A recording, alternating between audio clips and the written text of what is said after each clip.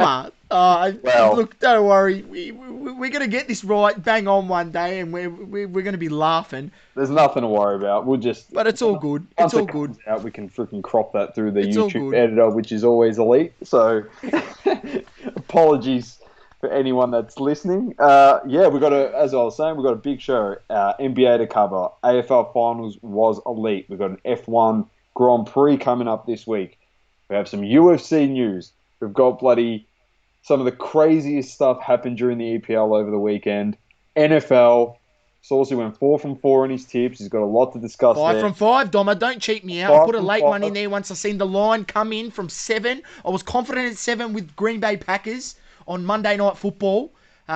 Seeing the line come into 5.5, and I had to add an extra percent, Dommer. I just Yeah. didn't understand that, and rightfully so. They won by 13. They covered comfortably, and I was all about it. Don't worry about that. Very nice, very nice. Like looking forward to it. There's going to be a few rants today. I think we're going to go off a fair bit on a few different topics, but we'll definitely get to that, especially in hobby talk.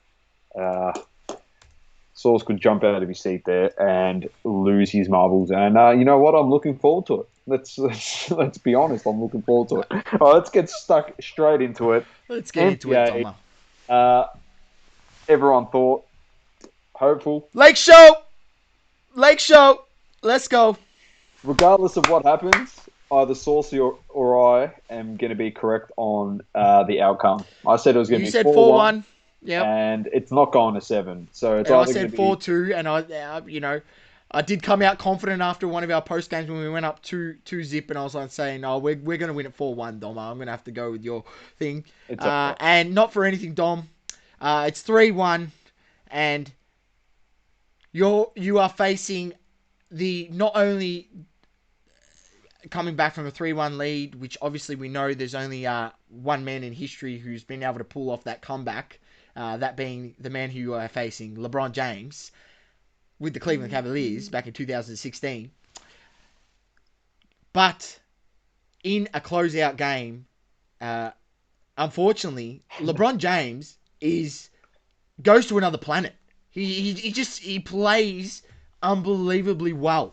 This is the moments he lives for, closing out a series, and I just can't see now that we've got it to that game how Domma, how you are able to, even have a chance. I just we've don't see it. come on, man. I said it. We're being realistic. We had to try. Like we got a 2-1. We had to steal today's game clearly, and then it probably might have gone to 7. I'd gladly say I was wrong and it'd probably go to 6 or 7. But we lost today. It is done. It is. You summed it up perfectly. If you never watched LeBron James playing a closeout game, I tell you what, you don't want to be playing him in a closeout game. I said it to Saucy this arvo. He's literally like the Willy Wonka golden ticket in the chocolate bar. If you've seen the Willy Wonka movie, this is exactly what it is. LeBron has got the golden ticket, the golden opportunity, and he knows he's not going to blow it.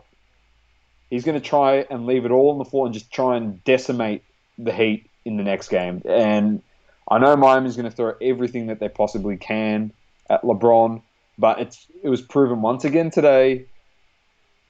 If the Lakers didn't have LeBron James in that team, I know they got AD and he played pretty well and he did a lot of good stuff off ball as well as when he had the ball in his hands. But proof is in the pudding. If LeBron James wasn't in that team, there is no chance in hell they would be in the NBA Finals. As simple as that. His team was struggling. He just dominated the O boards, just drawing fouls. He played so aggressive. He was just a bully. When he goes into that mode, you can't stop him. Like I said, I genuinely think... And not for anything, he made his free throws tonight, Yeah. shooting 10 of 12 from the free throw line. And not for anything, he could have actually had more attempts. He didn't get any calls in the first half. The calls have been pretty terrible in today's game. So, look, I'm not one to complain about it too much, the calls, because I think there's been average calls on both sides of the ball. Yeah, so, 100%. It's in that sense, but it was nice to see him be rewarded with some free throws in that. I mean, there was some fouls on him, not for anything, Dom. If that foul's on like Stephen Curry at the ring, the way that Crowder, you know, swiped across and dragged him down, because he's such a smaller player, that would be a flagrant foul. But on LeBron, because he's so strong, you don't even see any of that bare effect. And you've seen him get agitated because he knows they're hard fouls. You know what I Well, mean? he got up off that offensive board when he boxed out Crowder completely, and he got the ball and he up faked him, and then went up and he got hit and he fell to the ground. He got up and he had words at Crowder, and LeBron never. If you watch him, he never has words with opposition unless he absolutely cracks the shits over something. He obviously wasn't liking it because every time he was going one-on-one with Crowder, he was just getting whacked every single time. And I'm a Miami Heat fan. We were just smashing the hell out of him. And nothing was getting called. And then eventually he worked it out and he got a couple and ones that he converted and a couple that he didn't. He just went to the line, and while Davis did hit a massive three at the end, pretty much iced the game. I know a lot of people were hopeful in Game 3 from our results, whether you're a Miami fan or not. A Lakers fan, I know a lot of people want LeBron to lose. I just, honestly, let's be honest. If I had to lose to any player in the NBA Finals, LeBron is probably number one on my list, as he is my favorite player. So, like I said, we overachieved. What you saw in Game 2 is a reflection not on how well Miami played and how well Jimmy Butler played, but I'll be honest with you, how poor the Lakers played. Danny Green could not hit a three to save his life. Caldwell Pope couldn't hit a three to save his life. LeBron kept switching the smaller guy onto buckets down the stretch, which was stupid. And what did they do today? They started putting Anthony Davis and LeBron on him, were the guys who were guarding him down the stretch, and even through that second half as well, not allowing him to obviously go off and make so many plays, forcing him to shoot outside shots, keeping him out of the paint. We just played better in that sense. I mean, I was still not happy that we didn't look after the ball. Still having 15 turnovers. But one thing I will say is we played terribly in that first half, having so many turnovers. LeBron having 5 himself.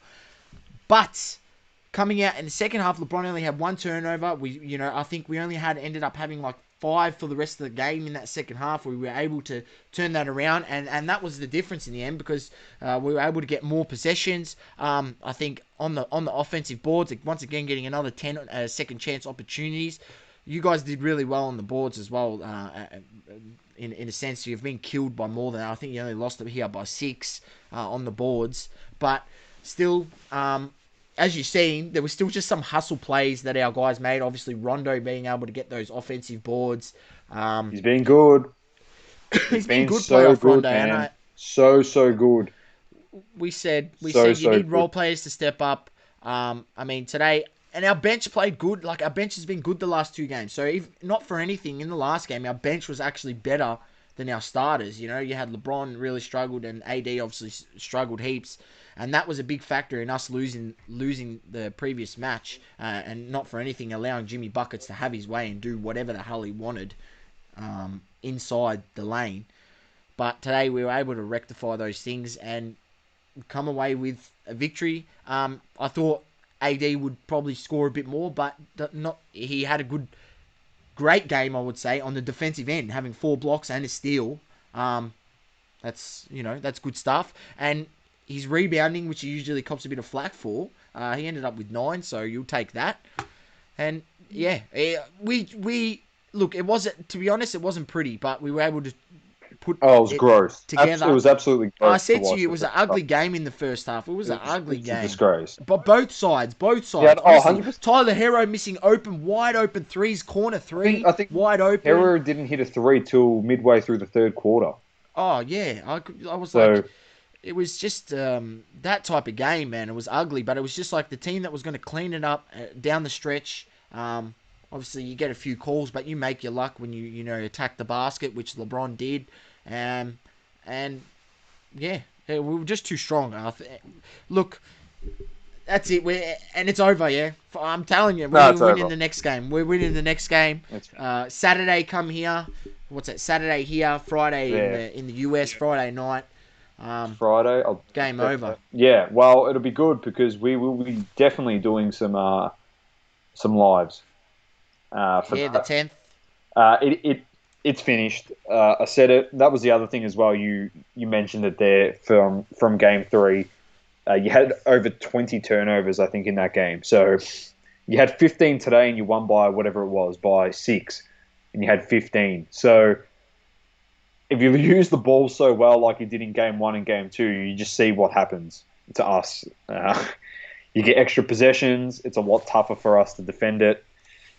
I don't know. There's nothing more I can say because I've said it all really And for a you, week and a half. I told you this yeah. was the outcome. If you're a Miami Heat fan like myself, you got And to we be a were able realist. to It's not defend been. the paint It's better, yeah, Domma, exactly. this game, a lot better. And I said it was, I said it, I did a pre-game live on our Instagram, talked about how I understand Bam's a better player, defender than those other guys, but what those other guys, Olenek and Myers Leonard, allowed them to do was forced Anthony Davis to stretch the floor, guard the 3-point line a bit more, because obviously you can't leave Kelly Olynyk wide open from three because the guy can Yeah, you knock the can hit shot it. You down. can hit it.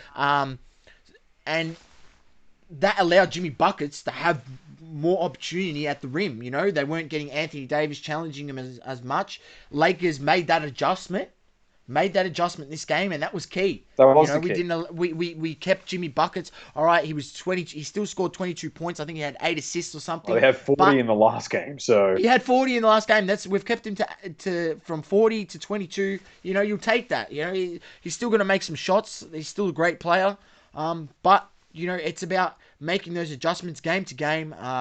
And 7 game series. That's why the best team in the end does come out on top, because it shows how you're able to change your tactics game to game within a game, to get the momentum going your way down for stretches and finish on top. So no, it's awesome. yeah, It's awesome for you, but like I said, I couldn't be more prouder for my ball club as a supporter and a massive, massive fan of the Heat. There they are. there they are. The Anthony Davis marquee rookie BGS 9.5. I'll take that. Thank you very much. And the LeBron James first year Donruss Optic purple prism. Very nice card. We'll take that as well. Uh, That's it. I think it'd be wrapped up on Saturday. I'm not going to be absolutely shattered and sook it up and make excuses because I'll keep reiterating again. I wasn't trying to spread cynicism and be a cynic, and it's just fact. And like we tell you on double coverage, mate, we come with fact. Like if you know anything about basketball, you know exactly what Saucy said. Over 7 games, the best team always wins. So look forward to having a chat on Saturday. Game starts at 12 p.m. Australian Eastern Standard Time, which is very good. A nice midday. Have some lunch, watch some ball. So stay tuned for that. And 4-1, looks like I'm going to be right. And just to end, I think, in my opinion, I reckon the Lakers tanked that last game, because they wear the Mamba jerseys going into Game 5. So if they win it, they'll be hoisting the trophy up in the Kobe Bryant Mamba jersey. So read into that. it's all a conspiracy, Dommer. Read into that what you will. LeBron he just threw it because he's like, you know what? Wear the Mamba jerseys. Game 5, win my 4th title, and goal for 40. I love it. I reckon LeBron's going to put on an absolute lesson in basketball. For anyone watching out there, you're going to sit there and go, this guy is definitely not in his 17th year. That is how you're going to view Game 5, in my opinion. There it is. Bang. That's my take on it. All right, Dommer. Very nice. What are we off to next? All right, coming up next, AFL, and it was a cracker of a weekend. So Good stay stuff. tuned for that.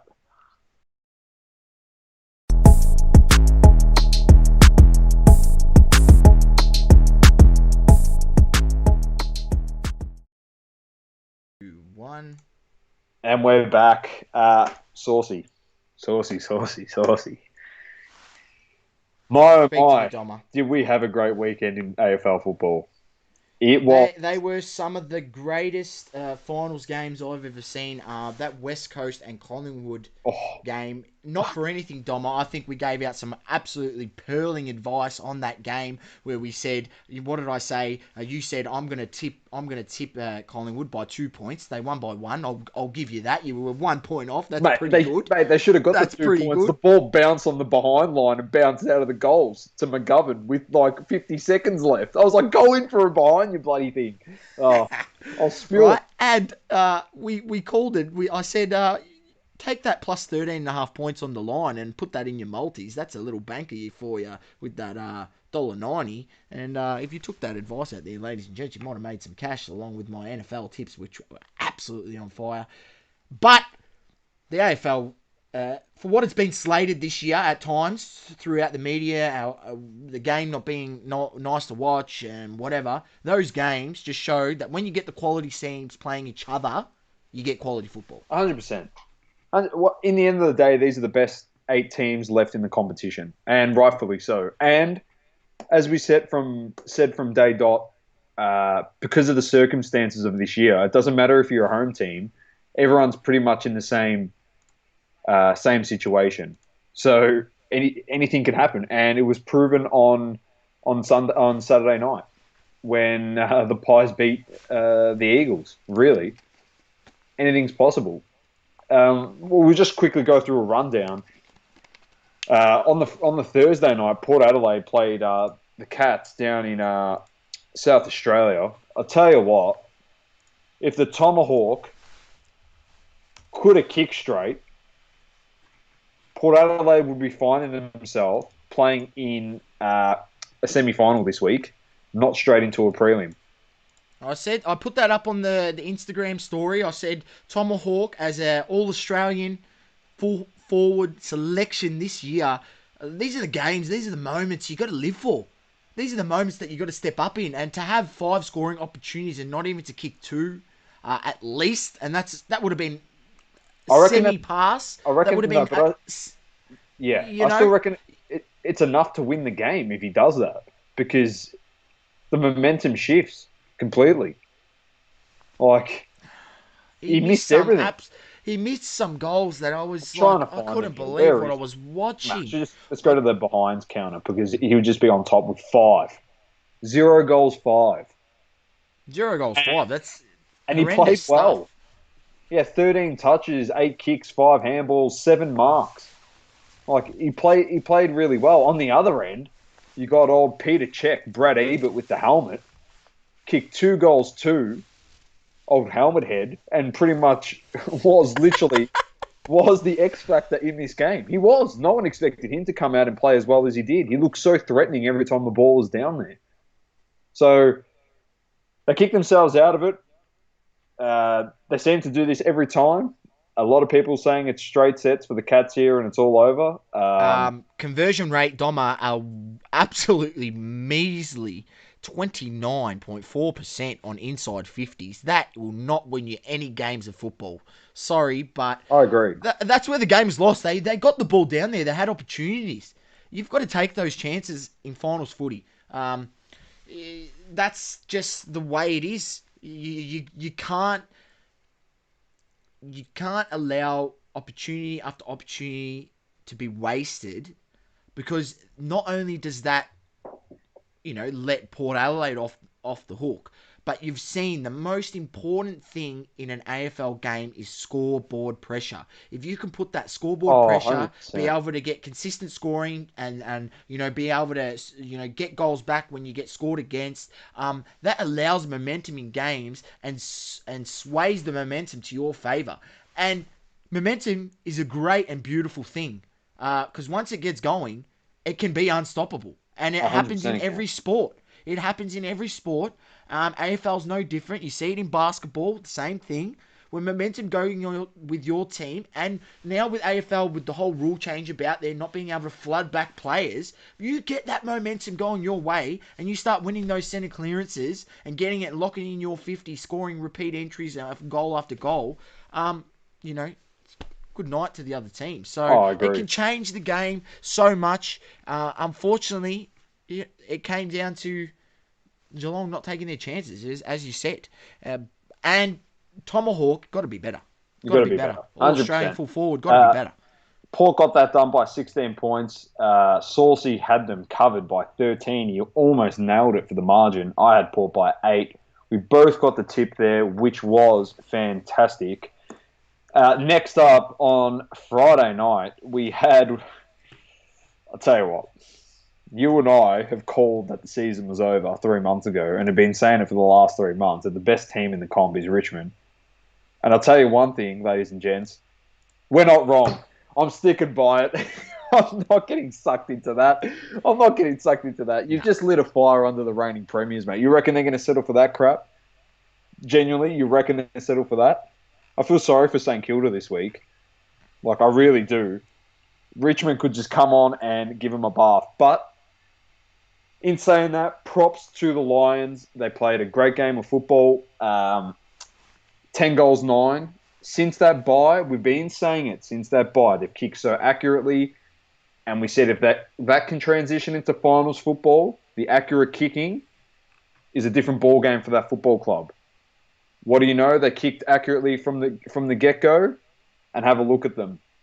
They are into a prelim. And Richmond now have to, realistically, win next week or they're out. Yep. I mean, here we go. We've got the quarter-by-quarter breakdown. In the first quarter, Brisbane kicking 3 goals, 1. You can't get much better than that. Tigers 4 goals, 1. Brisbane in the second quarter were able to convert 4 goals, 1 to the Tigers 1 goal. So both teams kicking straight. But in previous seasons and previous games, even throughout this year where they were losing games like that, not losing games, but even some games just winning them, it was because they weren't taking these chances early on in matches. Correct. They swing that around this game. We spoke about it earlier in the season on the podcast, and we said if they can rectify this, because they are good enough. They're good enough. They're good enough. They're good enough to win the flag. That's right. They are good enough. And I said on their home deck, now they've given themselves the best opportunity, I think, to make the grand final. Obviously, on the grand final, anything can happen. I'm not going to say it's a shoe-in. Yeah. But they've given themselves the best opportunity. And I think whoever they face next week, I'm not sure what side of the draw they will be facing. They will play either Geelong or Collingwood. Okay, Geelong or Collingwood, which, not for anything, I think game. That will be a good game. But I think they're able to beat both of those sides. And they've given themselves the best opportunity. On the flip side, Richmond Tigers, you are the reigning premiers. There's no need for you to get caught up in that absolute rabble bullshit that seeing 3 50-metre penalties they were given against them, or 4. I'm not sure. 1 100-metre penalty where Lachie Neale banged one from 50 metres. I'll be honest with you. That was the turning point in the footy game, in my opinion. That 100-metre penalty. Because if you watch Brisbane play, no knock on Lachie Neale, but he got destroyed in the first quarter. He didn't have a touch. He kicked that massive goal in the second quarter where he just started to find his way back into the game. So their best players starting to find the footy. This is a guy that's notorious for not being able to bomb one from 50. He was the man on the mark was on the 50-metre line. So he probably kicked it from 56, 55. He's not known for doing stuff like that. And he's banged it. And the momentum there really pumped the boys up for the Lions. And that was... Now tell me, Domma, I just got a question. Yeah, is Tommy Lynch going to be back this week? Well, I don't care if he's got his hamstrings off the bone and he's just had surgery. He has to play this week, or they could be done. Because, sorry, but look, I'm not sure how old he is. I'll tell you what. Mabior Chol, son, Mabior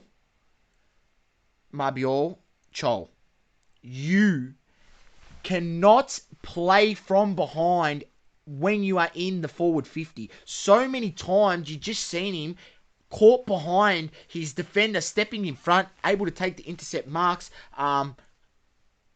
Chol, you got to make a contest. You got to bring the ball to ground. You got to bring into your small players, Castagna, Rioli, the other small guys down there. You got to give them a chance. the way you played there, if you continue to play like that going forward in your career, you will find yourself out of the AFL very, very quickly. He got destroyed. Oh, he did get killed. He'll be dropped anyway this week for Lynch. You can literally put your money on that. If he doesn't, well, I reckon it's a stupid move if he doesn't. But I'm saying he's getting dropped. Lynch will come in. Uh, that was the difference because I thought Harris Andrews wasn't going to play because he was carrying an injury, but he got up for the game. I'll tell you what they did. Exactly what you said. He was playing from behind, and what the defenders were doing, where they were blocking him out but making a contest, no illegal blocking, but they kept playing in front. And then, because when he was trying to get in front, Harris Andrews was the loose man in defence, and he was just gobbling up the intercept marks. Yeah. So they were, yeah, He that's was right. They were blocking him out, Harris Andrews and he was wasn't taking the making a piss. contest. It was too weak. Even sometimes when you're 2-on-1, you got to be better as the forward. You got to bring the ball to ground, even if there is another guy there. 100%. Brisbane, look, I mean, Richmond, they did bomb it in a bit too much, in a sense. They probably could clean that up a bit going forward this week. But who were they versing, Domma, coming forward? They're versing the Saints. The Saints. Look, not They'll for be anything. loving life as well. Paddy Ryder injured, massive out. Jack Carlisle's out, their key defender, because his wife's having a child, so he's left the bubble and he's done for the year. So, wow, that's what I'm saying. It could be literally they could kill St Kilda this week. Wow, they're pissed off. The Tigers are upset, mate. Yeah, they are. They're upset. They I think didn't a know lot of that, stuff but didn't go their way, which some stuff didn't go their way, but that's football in the end of the day. Credit to the Lions. I'm not going to take the win away from them. But in the end of the day, they'll come out firing this week and do what we expect them to do to, unfortunately, a lesser side in St Kilda. I'm not bagging them and saying they're making up numbers like they did for Collingwood, because clearly anything can happen in bubble football. Saints could get the jump on them and could win, but the Tigers are going to be fired up. You don't want to be playing them this week, and unfortunately, the Saints are. Moving on to that game, the Saints got the win over the Doggies by 3 points. Unfortunately, Sauceys boys, he's Smokey, the Dogs. done in straight sets. They're gone. Very disappointing, Dom, because they made a late charge for it, but you can't allow yourself that much to come back from. Going into the fourth, down 4 goals, going into the fourth quarter. Look, they really lost it in that third quarter. They came out flat after half time. They couldn't piece it together. They allowed St Kilda to get the run on. And once again, not converting chances as well doesn't help. So, 100%. Finishing with a conversion percentage of 47%, which is, obviously not as bad as Geelong's 29%. That's why we say that was an absolute horrendous loss, because you just couldn't convert. You got to try to get that up over the 50%. You got to convert at least a minimum of 50% of your chances, because it's so hard to get the ball down there that when you do, you got to be able to capitalise. And not for anything, they had 50 inside 50s compared to St Kilda's 35. Domma. They had another 15 inside 50s. So what were they doing with those inside 50s? Well, they weren't hitting targets. At times they were bombing it in, allowing St Kilda to outmark them, which they did on the match. Outmarking them in total, but in that defensive 50, they just got picked off. And yeah, St Kilda did a great job. They did a great job. They played that fourth quarters, but they were able to come out roaring after halftime, get the lead going into the fourth, which is what you want to do, especially with these shortened quarters. It's hard to chase down a lead in one quarter, especially if you get that 4-goal lead. It's nearly, it's really difficult. Yeah, you got to nearly have a perfect quarter to have a chance at coming back. They've done well. So, it's been 10 years since they've actually made it to the finals, the Saints, since that 2010 year where they made 2 grand finals in the same year, drawing the first one, then unfortunately getting pounced by the Pies in the second one. But 10 years, they've come in, they've put in a great performance. Their list is much better than what it was at this stage last year, that's for sure. It was a bit of a rabble, the Saints. Very underwhelming, but they recruited well. They got there. as we mentioned before, extremely unfortunate that Paddy Ryder did his hammy. He was massive in this game. Was Best he? on ground he Yeah, won. best on fact. And Oh, the best on worst part is, the X Domma, the Factor. worst part is he literally done it in I like the know, last 2 minutes of I the know, game. I know. So It's sad stuff for Paddy Ryder. yeah, Actually, obviously, ex Essendon player was a real, top player for us when he played at our club. So and you don't want to see injuries to guys in finals because it's just sucks because you play your whole career, you play your whole season yeah, I for know. these moments, and then you're unable to step out there on the field and give it your all. Feel Yeah, for the it's bloke. it's no good. It is no good at all. And as mentioned, Carlisle is done for the year. Anyway, moving on. We got the last game, which was by far the best game of the first round of the finals. The West Coast Eagles, 11-9-75, defeated by the Collingwood Magpies, 12 goals, 4 behinds, 76 by 1 point. Wow, I was on the edge of my seat in this one. It was phenomenal. They pushed hard, West Coast, really hard. That how Collingwood was able to just withstand the barrage from the West Coast Eagles was fantastic. Two late goals in that fourth quarter saved them. One was a miracle left foot. I don't know Absolute perler, from Brody Myercheck, and mate. then the That was second an one, absolute cracking goal. and then the second one by Jordan De Goey out of the Hey, pack. that was nice too. It was Two very good flashes. It was goals. literally. I was having flashbacks to 2001, 2, and 3. Jason Ackermanis on the boundary line type stuff. That one, That how was it went nice. in. It was nice. It was literally the Yeah, look, defining he's factor one of of the those two. players to go. He's just got that X factor. He He can does. he can do amazing things. He can break tackles. He's got power around those hips when he bustles through. So look, it was a great game, Tom, and probably the best game of football I've probably watched all year. There wouldn't be many up there. It would It was be great. definitely in the top 2-3 games of Yeah. the whole season. It was just good stuff, man. It was all round. We got big Cox up forward, actually stepping up again in finals. Why he doesn't do this throughout the year, waits till finals to actually play good, I have no idea. But it's what you need to see from the guy. He kicked 3 goals early in the first half. Old Then he was able to USA. make it. USA was able to make a contest, bring the ball to ground, and give his guys chances.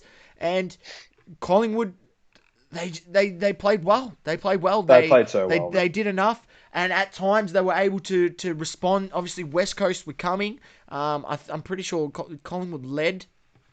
Collingwood got there. Collingwood led in going into the fourth. They did, and then I Um, think they scored early. West Coast in there. Pretty sure. yeah. So it was back and forth, and you just thought, when's the momentum? One of those a team going to go bang bang bang, kick 3 in a row, and just get a bit of space, but it didn't happen. It was back and forth. Collingwood literally defended for their lives, and they were so Yeah, well. Like Brody Myercheck, he was best on ground in that last quarter. He and was he was getting, floating back yeah, that's what he was into the getting back line as intercept well. marks in the back line, kicking probably the most crucial goal to keep him in it, and then the goalie ends up kicking the But not seal. for anything, Domma. Let me just run it back for the people. To he ran past. I don't know if he received the handball, he roved it off the pack at full bolt. There's a guy right on his tail. He's obviously swerved so the guy can't catch him. He's going on to his left, mind you. I think it was Josh Thomas that gave him the ball. Now Out of look, don't correct me if I'm wrong, but I think my check's actually a right footer. I'm not sure if that's his opposite side or is he a left footer. Oh, that's a I good could be wrong. question. I could be wrong. Yeah, I'm not sure. Regardless, running towards the boundary to finish it at full bolt when he's got the guy right on his hammer. That's Buddy Franklin like stuff against Cale Yeah. Hooker right there. Literally, all right, he didn't take the big run, but to have that pressure No, under it's, you and to it's compose extremely and hard to finish, kick that and goal. it went straight through the middle. It's extremely hard to kick that goal. Alongside Jordan De Goey's one as well. That to kick that goal is like they're like those miracle goals you kick when you go have kick the kick down at the park, mate, and you just off the boundary, you hit one every 10, 15. I understand they're professionals and it's their job to do that stuff, but you got to remember the pressure and the moment, late fourth quarter. I know, to win the game. Oh, if that goes in for a behind, great stuff. West Coast win it. And it was awesome. It was so good. It was so good. Finals footy, we love it, Domma. We got some more games this week. Friday night, we got the Tigers versus the Saints at Metricon. Who are you tipping, Sauce, and by what? I am going the Richmond Tigers. You knew that one, Domma. So we're going to go to the Tigers. We're going to go, I reckon they're going to get it done by 23 points. 23 points. And they should have enough, too much for the Saints. I'm going to say Richmond by 18. He's going Tigers by 18. And then on Saturday night, I think this is the one we're waiting for. It's going to be a great match. The Cats versus the Pies. Who are you going for in this one? Domma. I'm riding high with the Maggies. Oh. Riding high with the Maggies, and I'm going, I said to you, Domma, that comes to this time of the year, and Geelong, they do the same thing. Every year they struggle, they don't put it together. So I just can't go with them. I just want to see what the odds are. Here we go. The Pies are actually outsiders at $2.20, so we'll take the dog. We'll take the underdog here 100%. with the bookies, plus 5.5 on the line. Thank you very much. And we're gonna go to the Pies. They're gonna get it done. They're gonna get it done by let's go 4 points. 4 points. That's nice. I've gone the Pies by 5 points. We've said it all along, mate. Well, I've definitely hold true to it. The Cats are just pretenders, mate. You can G up as much as you want during the bloody regular season, but if you can't do it in finals, I could not give two shits about your football club. They will choke. They'll be out in straight sets again, and it's time to do a bigger reevaluation within that football club because this can't consistently continue to happen because the quality of players that they have at that football club should be much better than performing much better than what they actually are. They should be able to get to this next step. They've get to the prelims, get to the grand final. They've been there right there, but they don't seem to be able to take that next step. Correct. Anyway, that's our footy. We look forward to it, and we'll see who plays Port Adelaide and Brisbane in the prelims by the end of this weekend. All right, coming up next, just a very brief Formula One segment. So stay tuned. Tune.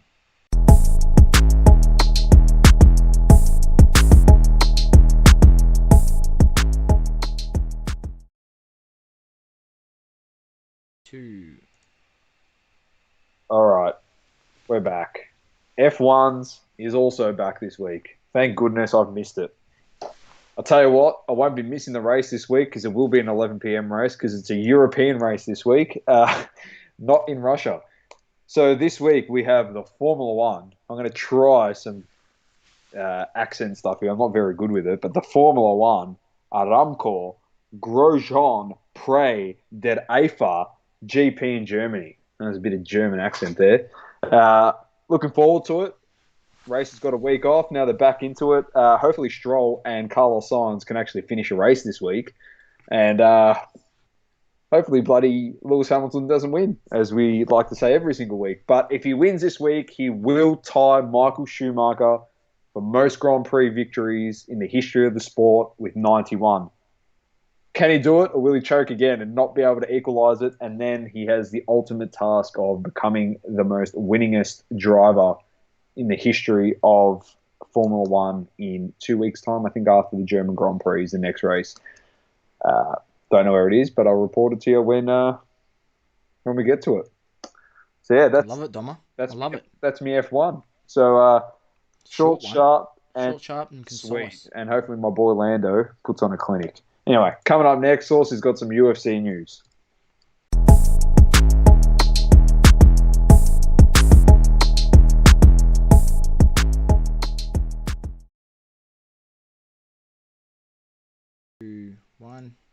All right, we're back. Saucy. We've got some UFC. The card was not as big and as stacked as last week's with Adesanya. But tell us, give us a rundown. What's happened? All right, so look, for the record, I didn't really tune into the fights. I haven't caught up with any, just been caught with a few other things. But I will run through the card, the main card, as I usually do, and get the names out there who were able to get the W's. Middleweight division, you had Daquan Townsend defeated by Dusko Tordovic with the KO in the second round. In the bantamweight division, you had Kyler Phillips get the KO in the second round against Cameron Elsey. Women bantamweight division, Jermaine Durandami defeated Juliana Pena, third round submission. Heavyweight division, Jorgen De Castro defeated by Carlos Felipe.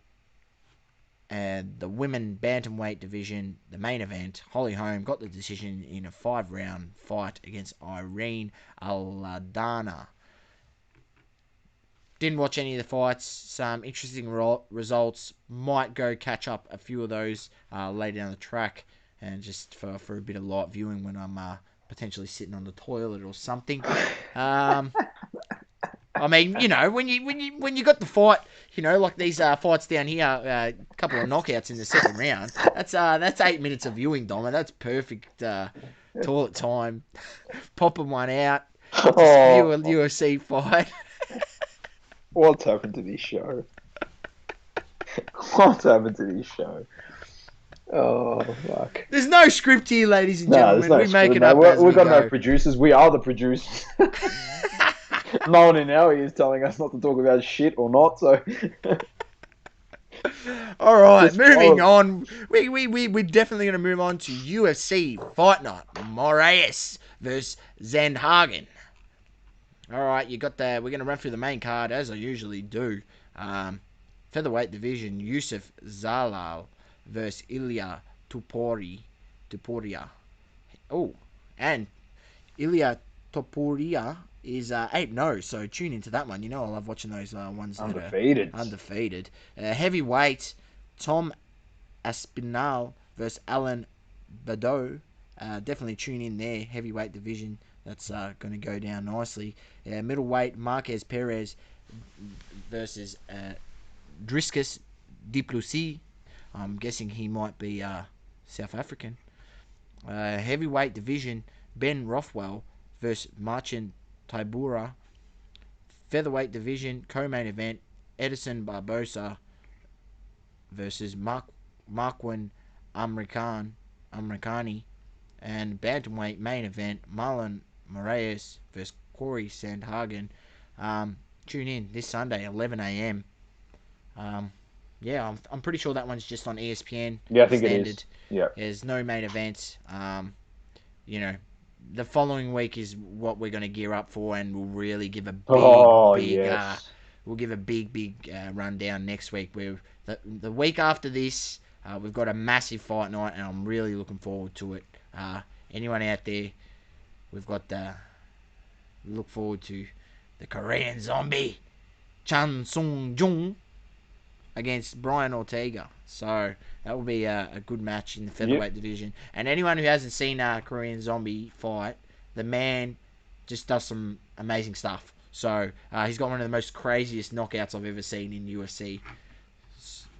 He's great viewing. So some good stuff to look forward to. I think the week after that, we've got Habib Nurmagomedov versus Justin Gaethje. Those next 2 weeks, that's right, Domma. You're exactly right. And you got our boy Robbie Whittaker versus Jared Cannonier in the middleweight division. Obviously, Whittaker wanting to make a comeback after his loss. I think his last fight was a loss to. Was that the one when he lost the belt to Adesanya? Yeah, might be. He won. He beat Darren Till. Here we go. And there was a fight before that. He lost that. So, there you go. You know, he'll be looking to get another win under his belt and potentially, hopefully, work his way back to a title rematch with Adesanya. which I would not be looking forward to if I was him. I agree. Beautiful. So we've got All some right. great viewing coming up in the next couple. Yeah, Which some is good stuff fantastic. coming up, Domma. Some great stuff. Very nice. And yeah, exciting few weeks in the UFC. Obviously, not so much this week, but like we like to see, we like to see the regular UFC action. And We love it. Dana White's made this happen regardless. He's got his Fight Island. I'm loving it. He's an absolute genius businessman. He really is. I've listened to podcast he was interviewed on and just how he got into the fight game and everything. Very I smart can't guy. remember exactly Very, what it very is. smart. If I do find it, I will link it, put it in the socials. Make note of that Domma podcast, and then we can. If I'll try to look up for it. I'm pretty sure it was. I can't remember exactly. I'll remember. If I do, I'll link it. But amazing listening and just great businessman. Great businessman. No, he's absolutely awesome. So, yeah. Well, coming up next. Oh, EPL. EPL coming up next. EPL. Shithouse United. Oh, don't even get me started. Up next.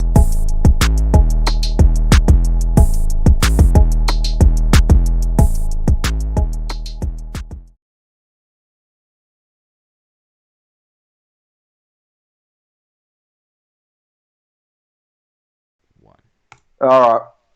We're back. EPL. Got a bit to get through because there was a lot that happened this weekend. And all right, let's get started. We're gonna What start... a great weekend! No. Yeah, for you maybe, not for me. Aston Villa versus Liverpool. 7-2. Aston Villa got this win. I'll tell you what. If you haven't seen the young fella by the name of Ollie Watkins, as you know, I've mentioned Jack Grealish on this show previously, how much of a gun he is. If you have not seen the boy Ollie Watkins, he put on an absolute clinic. He kicked the hat-trick in this game. Aston Villa just, they pounced them. They played great football, and they destroyed them on the scoreboard. They did not destroy them in possession. They got killed by Liverpool in the possession. It's just they made the most of their opportunities. Liverpool looked sluggish, and the result was 7-2. And an embarrassment. 7-2. An absolute Jurgen embarrassment. Klopp was laughing. He could not believe it. I don't think anyone could believe it, to be honest. What transpired. Absolutely crazy stuff. Crazy. Yeah, look, they other than possession, they really didn't win anything else. And I watched this game, and I went back and watched the first half, especially. Look, they got a bit lucky with some stuff, but you make your own luck when you dare yourself to press Liverpool that high up the ground. They pressed them early in the game. A lot of teams might be like, you know what, we're going to make sure we don't concede first 15 minutes of the game. No, Aston Villa said, we're going to press them, we're going to put them under pressure, and they did it early. They forced them into a mistake, and they were able to, get a goal in the third, fourth minute. And that just got the ball rolling. It just set the precedent for the game, and Liverpool just didn't look like the Liverpool that we know. They were rushed on the ball. They were making decisions. Some of their defending was absolute schoolboy, getting turned inside out by Watkins. They got a bit unlucky with a few deflections, goals, but some of that stuff you make your luck by bringing guys into the game and daring to get guys forward. They didn't just, when they looked up and put balls into the box, there was 2-3 guys there in the box. You're playing against Liverpool, the champions. You're a team that, they struggled last year. No one thinking they're going to do nothing this year. And they come out at the blocks. Oh, they did well. Really, really well. They're sitting 3-0, and they are sitting second on the ladder. With a game in hand as well. With a game in hand and a goal difference of 11 goals, 2. 11 goals, 2. 11 scored, 2 conceded. 3 games. Great. Thank you very much for the recently promoted side of Aston Villa coming up. It's good to have them back, and they're playing so well, man. It's good to have them back. Well. It's good stuff. So, but Liverpool, they got stuff to fix. We'll see. They are the champions, and this is why. what's their response? They haven't sort of seen. They didn't see any of this sort of last year. They were able to put a strong opening stretch together. Let's see how they do with a bit of adversity in their next one. Bloody oath. Bloody oath. I'm just going to contain myself and we'll talk about my team right at the very end because I got a lot to say about those clowns. Next up, we got West Ham versus Leicester in another upset in the round. 3-0 West Ham. Mate, David Moyes is just sitting at home with COVID. And the team's playing better. They're going to sack the other bloke. Sack David Moyes and employ the other bloke. Mate, Leicester look terrible, man. They look so slow. And we spoke about... I said to you, Domma, I said... West Ham are better than you think they are. They struggled last year, but I watched them against Arsenal. They're not bad. And I've watched them again, and they are good. They got pace up front, which is always dangerous with Antonio and a couple other guys. And they outplayed Leicester. They outplayed them from start to finish. They were better, and they out-Leicestered Leicester. They did. Essentially. They were great. You know, Leicester usually plays on the counter-attack. They were forced to play with the ball. And it's not really their game, or in a sense, what they're good at. And I don't know if this is correct. I'm not sure if this is correct, but this surely can't be correct. Saying total shots 0. That must be incorrect, surely. For who? Surely they did register some shots on the game. For who? Leicester? For Leicester. Well, they did take one shot, and it was a goal, and it was disallowed. So maybe that was the only shot they took. It says total shots, none. Well, that means they took one shot, and it's the one that VAR took away from them. Wow. Because how do you expect to win a game if you don't shoot a goal? Well, you got to get the ball in the position to actually score, and that's why they look terrible. West Ham just destroyed them. It was actually embarrassing to watch. I had this game on in the background. I was watching it, and I was just like, how in the hell? Leicester couldn't even get a pass into their attacking half at some stages. Like, they were just struggling. The passing was sloppy, but this happens. A lot of great teams this week had some off games, like Liverpool, Leicester, Man City. But you know what? That's the game. That's the Premier League. That's what makes it so exciting, and that's why it's the best football league in the world. By a mile. As simple as that. There was 44 goals, I think, or 42 goals kicked in the Premier League this weekend. That's crazy. It's goals galore. Next up, we had our boys, Leeds versus Man City. 1-1. I'm happy.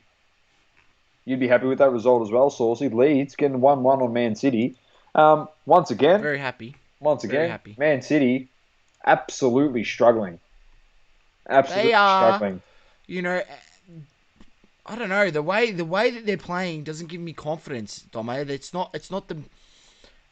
I watched this game. I watched it, and a lot of side to side. They remind me of how Arsene Wenger was playing. You know, Arsene Wenger used to get Arsenal play, move the ball side to side, side to side. Not enough penetration, and not getting into those chances, not putting themselves into chances to score. And Domma, not for anything, Leeds could have actually won this game. I know. Bamford had a chance down the end there. Your boy, Paddy Bamford, and he absolutely squandered it. Okay. I don't know what he was thinking. It's all right, he'll make up next week, mate. But, you know, Leeds, you take it. You take the 1-1 against Man City. 100% you would. And I said to people out there, Leeds are a decent side. I really like the way they play. They're going to cause a few upsets. And this is definitely an upset, you know, for getting a draw against Man City, where, you know, they've got spent, their whole team probably cost, one of their players probably cost the same amount as nearly your whole team.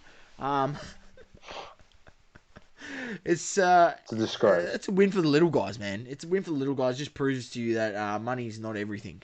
No, I agree. It was just absolutely fantastic stuff by Leeds just to get a draw there, and they move on to next week now. Next we had your boys, the Gunners against Sheffield United. Arsenal's first goal was just great football. It really was. Yeah, both the goals were good. Yeah, they look great, Arsenal. Sheffield were good. congratulations to them. They've kicked their first goal in the Premier League this season. Uh, it was a quality finish by, I think, Mick. Don't know the rest of it. But McGoldrick. yeah, that's it. David McGoldrick. Very nice. Sheffield, they're going to be okay. They probably will get relegated, unless United get relegated at the moment. But they look all right, Sheffield. They play a good attacking brand of football. That's what you like to see. Yeah, look, they're going to be in danger, but obviously watch the game. Gunners fan, first half we didn't look good, Domma, and there was Sheffield had chances they could have gone in front. It was pushing down rain as well in that game. Yeah, it was. But Arteta made a change there. I can't remember. He brought on Pepe, and that really changed the game. Once he brought on Pepe at the 58th minute, brought off Nketiah, played Aubameyang. I think he played him through the middle. Had Saka on one side, Pepe on the other side. We looked much more dangerous. And look, good to see Nicolas Pepe get a goal, and it was a great goal. It was a great goal. Great run and finish. Because I know that's the potential he has. He just hasn't lived up to it. He hasn't brought over that form that we've seen in Ligue 1, which I think he came from. So, yeah. I'll take the win. Didn't really like the first half performance, but not for anything. We kept a clean sheet in the first half, and when you get the game to 0-0 or even at halftime, you're still in the game. So, and we played a lot better in the second half. One thing I will say is I still got no confidence with old mate David Luiz. I was actually gonna bait you there and just say, did your mate play? I know he played, but yeah, look, Dom.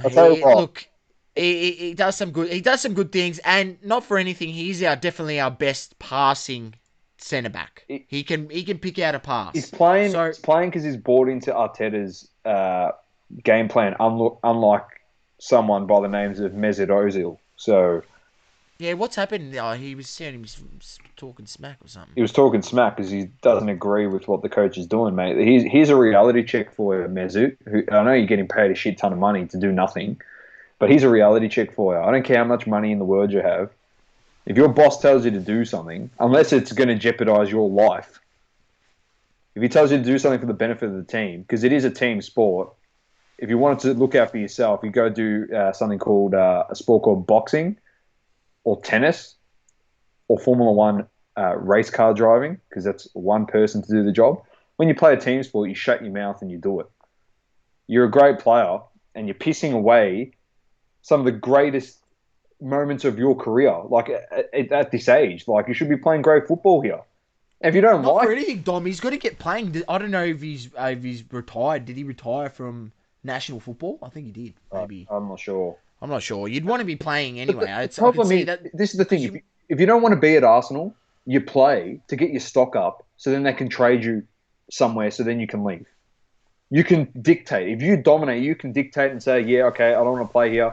I'm German, I want to go play in Germany, and bloody Borussia Dortmund come and grab you, or Bayern Munich say, oh, you know what, we can use you.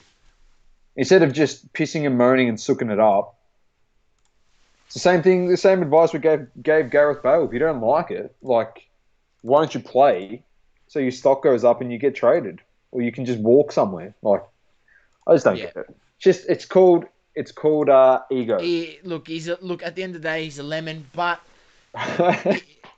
Actually, there we go. That's what we're going to do. Lemon! We're going to give him the lemon. Mesut Ozil. Come on, mate. Seriously, just buy into the team mantra. I really like what Arteta's trying to build there. He's starting with defence. I haven't seen us look this decent in defence in a long time, Dom. And even against... Look, albeit against Liverpool, we did get opened up a bit. We lost 3-1. But,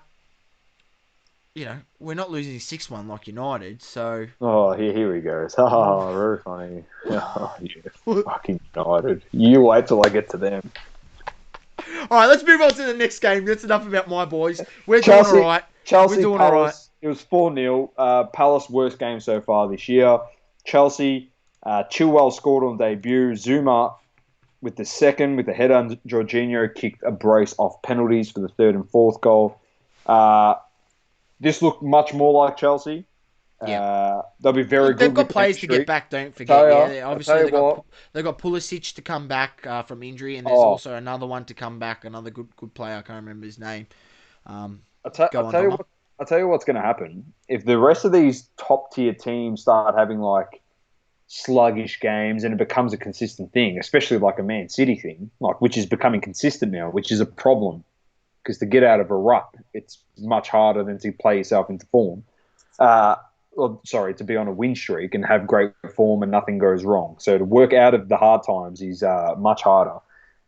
Chelsea, if they keep putting it together and they get guys like Pulisic back, they could be very good. They could be the top two, the second side behind Liverpool, potentially. I know it's early days, but I mean, you got to worry about Everton Football Club. They're playing some yeah, absolutely correct, great football at the correct. moment, and if this whole season goes without fans, well, when you're playing in That's what I'm. That's another another thing. person's arena, where you usually got 30,000 fans against you, and now you've got no one.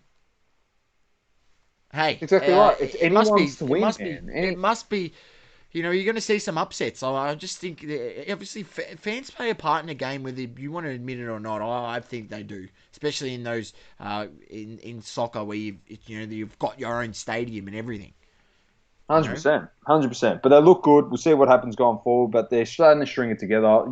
People need to just keep in mind they did have a lot of signings that came in. So it takes a while for that to happen, like for the chemistry. They don't really have preseason games, really, yep. because of COVID. So it takes a bit of a while. Next game we have Wolves versus Fulham. No surprise. Fulham lost again, 1-0. We'll just breeze through some of these games. Southampton uh, beat West Brom 2-0. Newcastle versus Burnley. Newcastle was great. 3-1 win there. Everton versus Brighton. 4-2, clinical. They're looking great. I've heard a lot of people out there, a lot of people knocking Everton about, oh, yeah, it's only early days. By the time we get to mid to the end of the season, they'll be further towards mid-table. I'm going to teach you all one little thing. It's called a history in football. Uh, and there's one guy on that team, and he's not the player. He's the manager. He's one of the greatest managers I've ever seen coach a football club in my life. Been on the planet for 27 years. I tell you what, Carlo Ancelotti is one of the best managers I have ever seen. Yep. And that's not over exaggerating his ability. We know how good he is. We know how good he is. Clubs like Chelsea and Bayern Munich don't just get guys like that in for the sake of getting guys like that in. I reckon it's been a great pickup I by think he Everton. coached Real Madrid at one point too. I think he did. But what I'm saying is Everton to get a guy of that caliber to coach a football club like that and then to But build on then it. I'm pretty sure he was there when James was obviously a Madrid player. Then when you get those coaches like that, Ancelotti, who have been with top class players at top clubs. Yeah, your Bayern Munich, your Real Madrid's, Chelsea. You got connections. You know players. You've built relationships. See some of the signings that they were able to get, and that starts with the coach. They're Then going to be they good. come, they want to play for you, the coach. And now look what's happening. They've won 4 in a row, fucking scoring for fun. Don't forget there's a And January. great to watch, Dom. I've Yeah, watched a few of their exactly. games. Oh, no, they're good Great to to watch. watch. Don't forget So, this. Did they sign Ross Barkley from Chelsea? I'm pretty sure they signed Everton and he played. I'm pretty sure they did. I no, think I no, made no, a no, note. no, no, no, no. Aston Villa signed Ross Barkley. Ross Oh, Barkley Aston used Villa. to be at Sorry. Everton, and he left there to Sorry. go to Chelsea to sit on the bench. And Sorry. now he's left Chelsea to get off the bench to play for Aston Villa. That's why I Obviously, got confused. with hopes to play in the upcoming Euros for England. Okay. That's Okay. why he's probably moved out of there. But Everton, honestly, don't sleep on them. And there's another thing called the January transfer window. So if they're playing this freaking good now, and Carlo Ancelotti's there, that pulling power that he has as a manager, like Saucy just mentioned, could lure them a couple more people potentially to help Yep. bolster their strength. And if the way they're going, it'd be great to bolster their strength because they're looking like they're going to play Champions League next year with the quality of football that they're putting in Look, the park. it's early days, I Domma, know it's but early days. it's early I days, know. but Still, pieces are being put together, and I like Ancelotti as a coach. I think he's a great manager, he's a legend. and yeah, look, they're good to watch. Let's see how they go coming up. I haven't looked at their upcoming fixture. Let's just browse into it quickly, Domma, on the Right, fixtures. they got Here we Liverpool this week here we go. Uh, at home, so that's okay. Bang. We'll switch it out to that. Oh, that's the wrong one. We'll go back. I've put the wrong screen. Don't worry, ladies and gents. I was trying to be smart, but obviously I'm not. Trying to switch out and put the put the fixture up so we can have a gaze at it. But anyway, they've got Liverpool coming up, so that's Merseyside derby. Liverpool obviously want to bounce back. Everton riding high. This Saturday 10:30 our time, Domma, Eastern Daylight Time. And that's a It's good, nice good time early to be game. able to tune in. Definitely And then jumping they've got on. Southampton, Newcastle United, and Manchester United. So here we go. There's a few. They'll win definitely. They'll beat Shithouse United the way that they're playing at the moment, as you like to call them, Domma. We'll be good in a couple of weeks. Don't worry, I'll get to that part. There's light at the end of the tunnel in my next rant. Don't you worry. All right. Let's move on. All right, this is the last game of the round. It was Shithouse United versus the Tottenham Hotspur. Jose Mourinho had the smuggest smile on his face, and rightfully so. I'll tell you one thing. We said it last week. Son is such a major factor in that Tottenham Hotspur side. It is just beyond a joke how influential that guy is as a player in that team. You saw when he didn't play how they struggled to score. He's on there, and it's like they're going to score every single time. It's the most electrifying first 10 minutes of a football game I've ever watched. It was the most electrifying first 10 minutes of a football game I've ever watched. He's just 3 goals in the first 10 minutes, Domma. What the hell was going on in this game? And then 5 goals in the first half. Absolute field day for the punters betting on goals over goals in this one. I've got it all here, mate. I took notes in this game. I've got it all here. Break it down for me. What was your boy Anthony Martial thinking? At that point there, it's 2-1. 2-1. Yeah, it was 2-1 You're still in the there. game. It's 2-1 You're still there. in the game. First of all, I'd just like to give a nice shout out to my boy, Harry Maguire. And in the words of Conor McGregor, I'd like to thank you for absolutely fucking nothing. Because you were fucking useless. You're absolutely useless. You're the captain of one of the greatest football clubs in the history of this planet, and you put up that shit. The first goal, he tries to header the ball back to De Gea, and he just headers the ball in the air, and they just come in and go, oh, well, thanks for coming, clown. And they put it in the goals. They go up 1-0. Then another great thing, our defense is absolutely fantastic. I don't think that was your first goal, Domma, but I think it was the first goal was the penalty. That was to you. Oh, no, that was the first goal for them. My bad. For them. The second goal, I don't even care I about watched that. It was comical stuff, Domma. It was comical stuff. No, I don't even care about our goal. I'm not even going to talk about our goal. But the second goal they kicked, this is a fucking ripper, this one. They got a foul. Wait, Domma, is it fair to say I could give old mate Harry Maguire one of these? Lemon! See what you can do with the lemon. You can keep it on for the whole entire fucking segment because that's what I watched. Lemons, absolute lemons on the park, mate. They definitely left a fucking sour taste in my mouth. I can tell you that much. Second goal. Let's just put it this way. Have they never heard the Manchester United defence of a quick free kick? The ref blew the whistle. What do you know? Oh, we'll just all stop and just wait and see what Tottenham's going to do. I'll tell you what they're going to do, fuckstick. They're going to play the ball straight through the gap that's bloody a kilometre wide. Not for anything, Domma. Once again, your boy Harry Maguire gives away the foul, and then just... What are you taught as a young fella? You're taught to just stand over the ball, make sure they can't play it quick.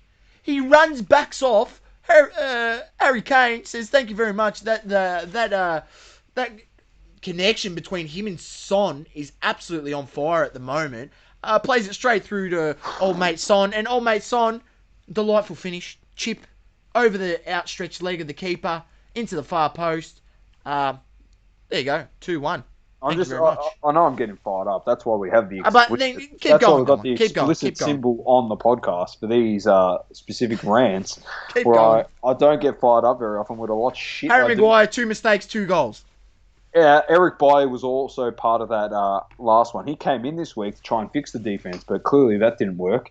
We were a disgrace. Let me just tell you about the next one. Eric Bailly is in the Tottenham Hotspur. We're in their box. They're attacking box, mate. 30-yard box, mate. It's just great. This is fantastic. What do you reckon he does? Do we clear the ball? You got 10 minutes at this point. He's in front of the right post. So just picture this. He's in front of the right post in the middle of the box, near the penalty spot. He looks up. You got on the far left, outside the box, I think it was Wan-Bissaka was there. In the middle, I think was Harry Maguire.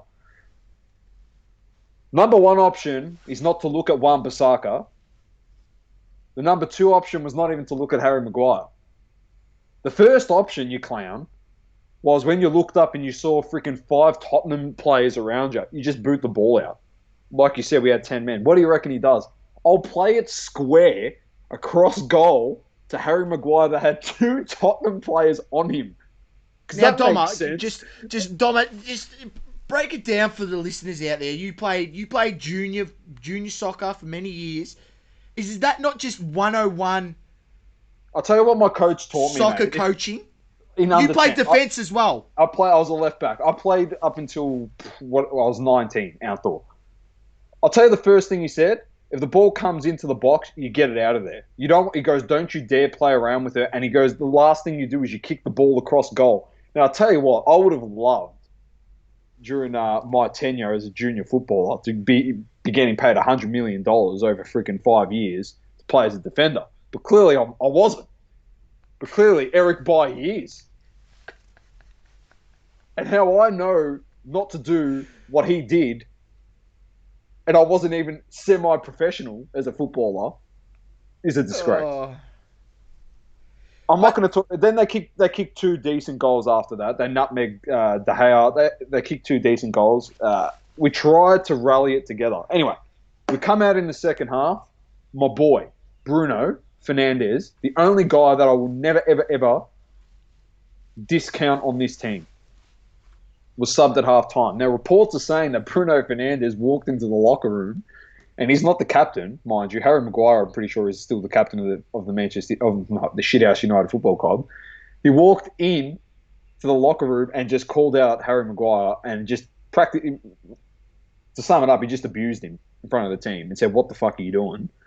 Harry Maguire didn't like that, and he tried to get up in his face and he wanted to punch on with him. Tell you what, if you put that much fight in the locker room onto the freaking football field, you clown, maybe we would actually, have some fight as a side, as a leader, show something. Don't stand there with your hands on your hips. Anyway, so Fernandes doesn't play. Anyway, this was my favourite Tottenham goal, by the way. Not the Bailly one. You think the Bailly one was my favourite? It wasn't. This is by far my favourite goal. The penalty scored by Tottenham, but it was the way we gave away the penalty. The ball was played through. Paul Pogba, the peanut, decides, I'm going to slide tackle probably like 3 seconds before the Tottenham player even had to make the decision. So you know what he did? Just to point it out to you, the guy had enough time to just cut the ball back and just cop the contact and then draw the penalty. That's how early. He went to ground outside the box and slid into the box. So early as well. He just went straight. I was literally like, it is literally the Benny Hill show at the moment. For that, oh, give it to him. He's getting a lemon. He's getting a lemon, Paul Pogba, because that's not how you tackle. That is horrendous defending, Dom. Manchester United. Shithouse United. What the hell are you doing? I'm serious. And I tell you what, The reason we made all those signings was because our good mate there, our owner, was sitting in the stands, looked like he was going to freaking have a nervous breakdown, watching how poor of a performance we put out on that park. And that's why we went out and spent all the money and we got who we got. That's why. But there's light at the end of the tunnel, Sauce. There's light at the end of the tunnel. There always is. Because, as I said, by week 6, Solskjaer will be gone. Everyone said, no, they'll give it to mid-season. No. The reports are Pochettino's already been approached. Now, listen. Solskjaer or Pochettino, which one am I taking? I'm taking Pochettino because clearly he's actually got coaching experience. I never wanted Solskjaer in the first place. I don't like guys that previously played for the club and all that stuff. I'm not into that. Like the Frank Lampard, it might work out for them. I'm not a big fan of all that stuff. Like, oh, he's a favourite son of the football club and he's come back and he's coached. I don't like that. Pochettino will be there, week 6 or week 7. Doesn't matter. He's going to be there. Solskjaer's gone. I tell you what, our forwards, you better get your shit straight because Edison Cavani's coming into that team and he's not getting taken out of the starting striker role. I can assure you that much because the guy's actually a gun. So you better start... Put him up there. You better stop going through your motions and like piss farting around and, do what I want to do because, doesn't matter. He's coming in. He's a professional. If you look at all the guys we signed, well, 3 of them are young kids, but Tallies and Cavani are the ultimate professionals. Just like, what do you know? Bruno Fernandes, another ultimate professional. De Gea is an ultimate professional. As much as people don't like him, he goes and he competes his ass off when he's out there. We're trying to get rid of the bad weeds. That's why I like Lingard. We got rid of those clowns. I don't want clowns that are too busy worried about their TikTok and Instagrams instead of doing their job. I'm being serious. Yeah. You're a professional footballer at one of the greatest football clubs on this planet with the greatest history on this planet, and you serve up that shit. It was a disgrace. Apologise for the vulgar language, but that's my take. Needed to be said, Domma. Yeah. All right, let's just run us through, Domma. We'll run through the upcoming matches in the Premier League. I mean, we won't go when we get some notable results in some other... Yeah, we'll go through them when the results come in. But Saturday kicks off Everton versus Liverpool. Sunday, Chelsea versus Southampton, Leicester versus Aston Villa, Newcastle versus Shithouse United, Sheffield United versus Fulham, West Brom versus Burnley, and will be a ripper. Man City versus your boys, Arsenal, on Sunday morning at 3:30 at the Etihad. Then on Monday, we have Crystal Palace versus Brighton and the Spurs versus West Ham. And to close out the round on Tuesday, we have Leeds United versus the Wolverhampton Wanderers? Wolves? Yep, that's the one, Wolves. So that's it. We'll back my boys in Leeds in that one. Play Earth we will. We never back against them. That's just the double coverage way. Don't go against Leeds. All right, Dommo, you know what's up next. We love having it on the pod. Your boy Saucey came up massive this week on the punt. So did my other I'm happy about. So did my other boy that plays for the Buffalo Bills. Joshy Allen, you love him. I love him. All right, ladies and gents, NFL up next.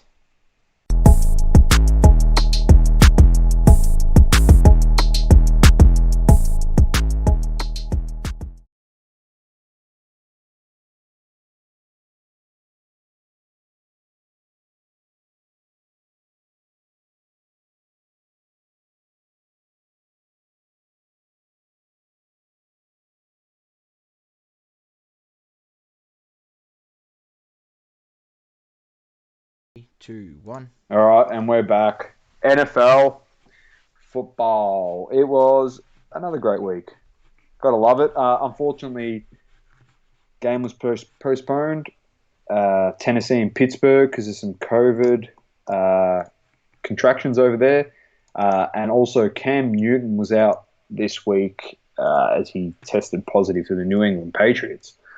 So big loss for them, which was seen in the results. But let's get into it. We'll start with Broncos at Jets. Sam Darnold. I'll tell you what, I feel sorry for him because this was one of the best games I've seen him play. I already know, and you already know, he's extremely talented. Great, he's a great quarterback. Running, throwing TDs, getting first downs. He was quality, literally, absolutely. He was just quality, mate. I don't know. Ripon was just goes through the motions for Denver. They still haven't got a decent quarterback. I reckon they might just tank it up. I don't know, get something. They should be tanking it up for Taylor Lawrence, mate. Yeah, but they should be doing because their defense can play. But my boy Jerry Jeudy, got his first TD. I like it. I like Jerry Jeudy. They got the job done. Broncos 37-28 in that one. Next up, we had the Pooh Jags versus Saucy's boy Joey Burrow and the Bengals. Joey Burrow. He's very happy. Very happy. It. I see. I said he's gonna get his first win this week, and the Jags played like the Jags play, like we know they are the team. I think in week 1 maybe they got the jump on that with that week 1 victory, but in their last 3 weeks they've showed us who they truly are, and that is a team that stinks real bad. Yeah, definitely. It was 13-10 at the half, but Mixon just dominated. Yeah, he kept getting TDs all over the place. He had 3 in the game. They ended up getting the job done, 33-25. Great win for the Bengals. Next up, the Cleveland Browns versus the Dallas Mavericks. When Jarvis Landry's throwing a TD... Dallas Cowboys. Mavericks, it's the Cowboys. Cowboys. Yeah, sorry. I'm thinking of actually a good Dallas side with Doncic on it. Sorry. If Jarvis Landry is throwing a TD to OBJ, then... that was an elite play, Domma. Don't get me wrong. No, it was. It was great. No, it was great. But come on, man. Where's your double coverage there, Cowboys? Absolutely struggling. Dak to CD Lamb on a long drive TD. It was fantastic. Dak was throwing darts once again. He's throwing the ball a lot more this year. 58 attempts on the throw. I mean, this is unseen stuff from what Dak is it? before. He doesn't usually throw it this much. They go with the run game a bit more, but not for anything, Dom. They weren't just they got it close there in the fourth quarter. Putting on a whopping 24 points in the fourth, but just bring it down, Domma. Being kept scoreless in the second and the third. That's where they, 100%. They had to play down. Literally catch up right at the end. Had to play catch up right at the end, and when you do that, unfortunately, as good as Dak is actually playing this season, he's actually probably playing one of his better seasons he's played. He just you can't leave that much to be done. No, you just can't. I agree with you.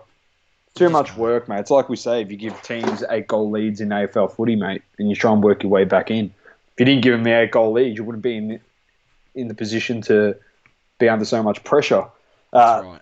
OBJ had an incredible ceiling TD off a double fake from Mayfield and just dished it off to him. And he took the loss in yards to make his run, and then just worked his way through and just ripped through the defense of the Dallas Cowboys to get the TD. At that stage, at one stage in this game, it was 41-14 to the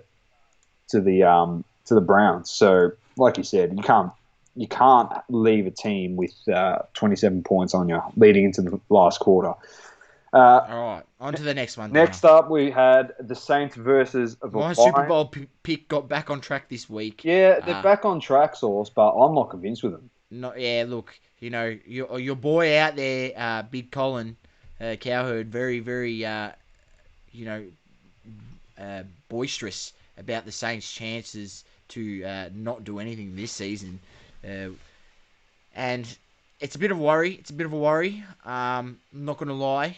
You know, getting the win over a Detroit team that they should beat. Um, you know, Matty Stafford coming back off long injury, trying to put it together. They just don't have the pieces in Detroit, Nah. and that's a team that they should win. It'll be how they go up against some of the better sides that they're going to verse later on. But who knows, man? I don't know. Are we convinced? Maybe not. Um, we'll have to wait and We'll see. have to We'll wait have and to wait see. and see. Matt You know, Patricia's not looking in a great spot as the head coach of the Lions at this current point in time, if I must say so. So hopefully they can get their act together. But the Saints are struggling. He really needs Michael Thomas, Drew Brees. It's actually becoming very evident. Alvin Kamara can only carry you to wins for so many weeks consistently before. Like, yeah. you don't want to overuse a guy like that, a star player, and get him hurt. As you said, Sauce, over Injuries 95% of happen, the and time there's an yeah, injury in a game. and So, that's why they try spread the targets around, because you don't want obviously your guys taking more catches you get, more chances you're going to take big hits from tackles and things like that, and more chance for injury. So they try spread it around, that's it. but we'll see what We'll happens. see what We'll happens. see. Next up, we had another one of your boys, Russell Wilson versus my Dolphins. There's nothing much to get through with this. Seahawks are just too good. They advanced to 4-0. Another two TDs for Russell Wilson. I think that brings him to 16 for the year. We'll see if he gets an MVP vote. So, next up, we had Chargers versus Buccaneers. Down 10 points at the half, Domma, and the Buccaneers are with Tom Brady, the GOAT, throwing 5 TDs, if you don't mind. Um, Quickly showing that they are a team to beat this season. I actually wrote a note. Storming Yeah, storming back in the second half, which Brady is renowned for doing, and being able to very lead good at teams it. in the second half. As we've seen in a Super Bowl game where he came back from a whopping 24 down at halftime. Yeah, 24 down. Yeah, 24 down against the Atlanta Falcons. well, your boys. Uh, they're pretty good at giving up leads. Yeah, Let me tell you that. But I mean, impressive stuff. I Impressive literally, stuff. I literally And made not a for note anything, you that know who I actually like? The boy Justin. on the other side, Oh Justin Herbert. shit, I love The bloke can play. another one of The my the boys. Put him in there. the young quarterback, Justin Herbert. I really think the Los Angeles Chargers may have found themselves a player. You know, he's young. He's young. I reckon they have. He's a project, but you know, I called it as before. as Now, as you said, you see some guys, they come into the big league and you see glimpses straight away. They're able to show you stuff in their first 5-6 games as a starter, and that's definitely what Justin Herbert has done. just just go back and have a look at the NFL preview that we did in one of our pods, and I did call that Herbert was going to be very decent, but still give him time because he is a rookie.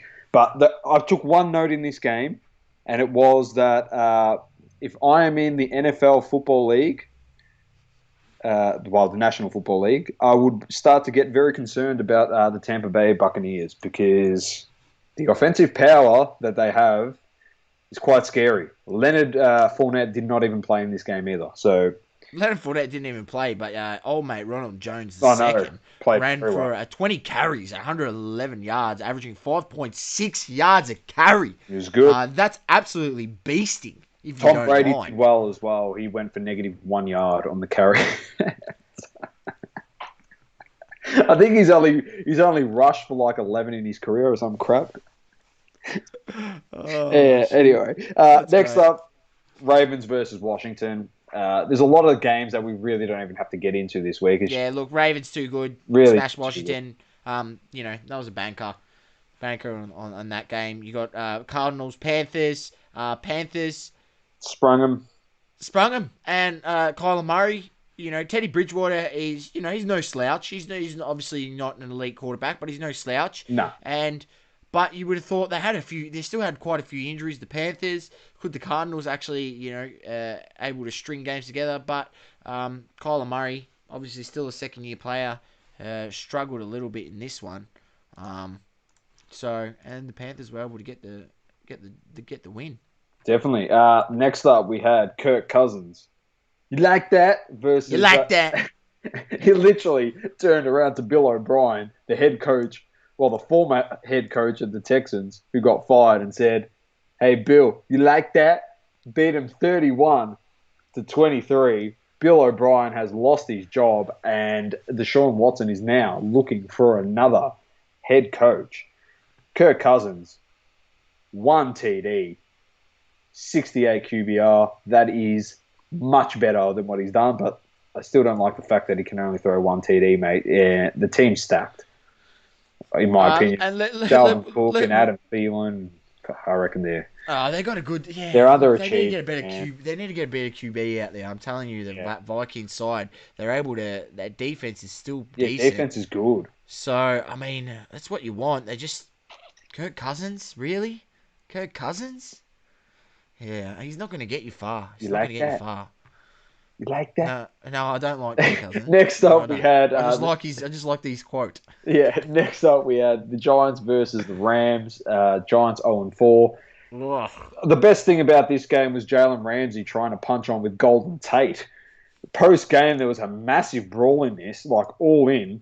And then Jalen Ramsey waited outside the New York Giants locker room to punch on with Golden Tate.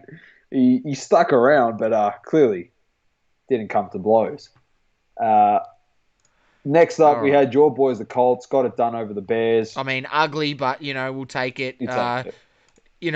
I seen a meme during the week. It was like Nick Foles off the bench, and Nick Foles is a starter, and it was just a serious contrast, from what you got when he came off the bench the other week. I mean, QBR 42.5. That is absolutely stinking, absolutely stinking.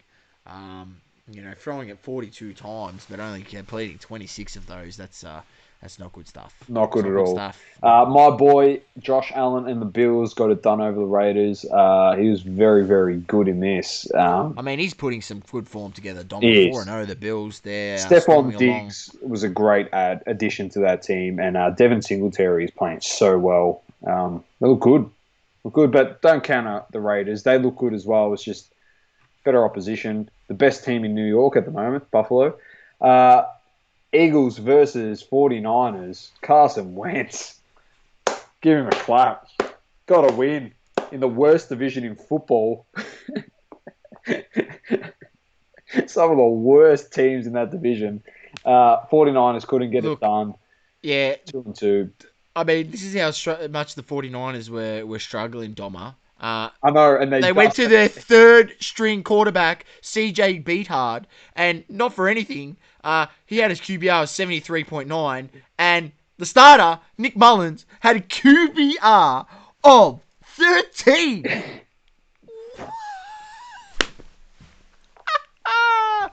No wonder why they were struggling. The bloke couldn't even hit a pass. I think 2 interceptions he threw, sacked 4 times. What the hell is going on? I think the saddest thing to actually come out of that is they played absolutely horrendous, and they've got injuries, and they still only lost by 5 to Philly.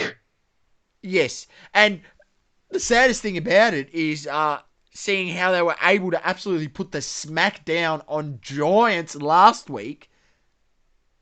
And then come out this week and get beaten by Philly, who have got their own injury concerns. Yeah, correct. Won't take that away from them. But just shows you where the New York Giants are at currently. They absolutely stink. Both those teams in New York. What the hell? What the hell is going on with New York in general? Gary V, you got the Giants. You got the Jets. You got the Knicks. They stink. I mean, Gary V by the Jets. What's good is going, other than the Yankees, probably, you're really struggling. They are struggling. Well, technically Brooklyn is in New York, state of New York, so they'll be good next year. Right, doesn't count. Doesn't count. Probably won't be, but you can always hope. Next up, we had Patriots versus Chiefs. Nothing much. No Cam in this. They struggled. My homeboy is that good. He's just that good. They beat him 26-10. And the last game, I didn't think they were very good. I thought they were going to struggle, but I tell you what, Aaron Rodgers is playing some great football Aaron so Rodgers far. having an MVP like season. He's dominating. Him and Don't Russell Wilson, the two I mean, veteran guys in the 27 league, of 33, QBR he dominated. 96.9th. He played Domma, that against is he elite. played against Matty Ice Cold, 4 TDs, no the crappy interceptions. Falcons. Um, The and pigeons Tom, it was pigeons against the Packers, mate. That's what we're calling them. They ain't no Falcons. They're yeah, pigeons. I love it. I Matty love it. Ice And Cold and the they're pigeons. looking good. They're looking good. Obviously, they had the Titans and the Steelers. They had a bye because it was postponed, the game. Yeah, it was an That's it. interesting week, Domma, and I was very, very happy to see my boy Joey Burrow get his first win. But not what we are going to lead into, Domma, before we go off into the next round of games, is my tips for Oh the week. yeah, 100%.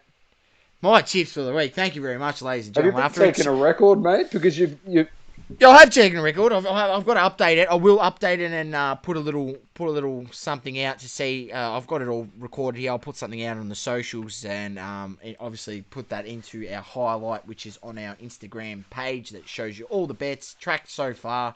And I've got it all in a spreadsheet. So I'm going to put it up into a nice format. And so I've got something to add into there. And I'll share it on the socials where we're at. But on the week, first of all, Domma, I had 4 plays on the week. We had coming out, which I think I posted these Thursday. Yep. I posted them Thursday, which I'll probably do something. I'll have a look at something tonight. I haven't looked at them. I've had a brief look, but I need to have a look and see if there's any more injuries and all that sort of stuff, so I can make a bit more of an informed choice. Release something out tomorrow, the new bets, and then obviously reshare them again on Sunday. But the current bets for this week, I went 5 of 5. I had, released Wednesday, Packers -7, Bengals -3 as a straight bet. I had both those at 2%. Then I had a multi. I had 2 multis. I had, I had the Buccaneers adjusted the line to -3 into the Packers to win, Seahawks to win, Rams to win, Ravens to win. That was giving us $3.15 odds. I took that for 1%. Then I had another multi, which was Packers win, Buccaneers win, Ravens -2.5. Adjusted that line. That gave us $1.99. I took that for 3%. And then, Domma, it got to Monday Night Football. I seen the line adjust from -7, and I was confident at 2% with -7 with the Packers over Atlanta after I seen Atlanta absolutely play the way that they played in the last 2 weeks, giving up those leads. I was just, I'm like, look, let's just see how they do when they actually come up against a decent side. And not for anything, I was so confident with that -7 that I took it for 2%. Got to Monday Night Football. I couldn't believe my eyes when I looked at the odds. The line had adjusted to -5.5, so I was able to sneak another 1.5 points. So I just figured, you know what, we're going to make this a 3-star. I've still already got 2% on it at -7. We're going to take another 1% at -5.5, and not for anything, we actually got a better price at -5.5. We got $1.95 compared to $1.90 at -7.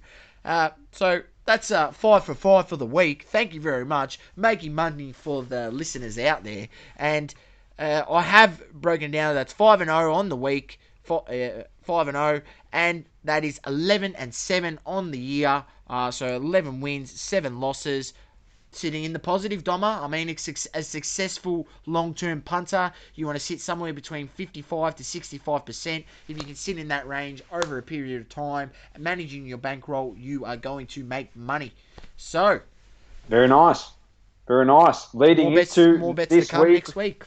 Leading into this week, which Sauce will get his, as he mentioned, his tips out on Thursday. Tampa Bay versus Chicago, Carolina at Atlanta, Buffalo at Tennessee, Vegas at Kansas, Arizona at Jets, Philly at Pittsburgh, Rams at Washington, Cincinnati at Baltimore, Jacksonville at Houston in the Toilet Bowl, Miami at San Francisco, Colts at Browns, New York at Cowboys, Denver at New England, Minnesota at Seattle, and Los Angeles at New Orleans. The bye this week are for the Detroit Lions and the Green Bay Packers. So rest up, Aaron Rodgers. Beautiful. There we go. All right. Coming up next, hobby talk. It's going to be all saucy talk, mate. Here we go. I'm going to bait ya. Coming up next.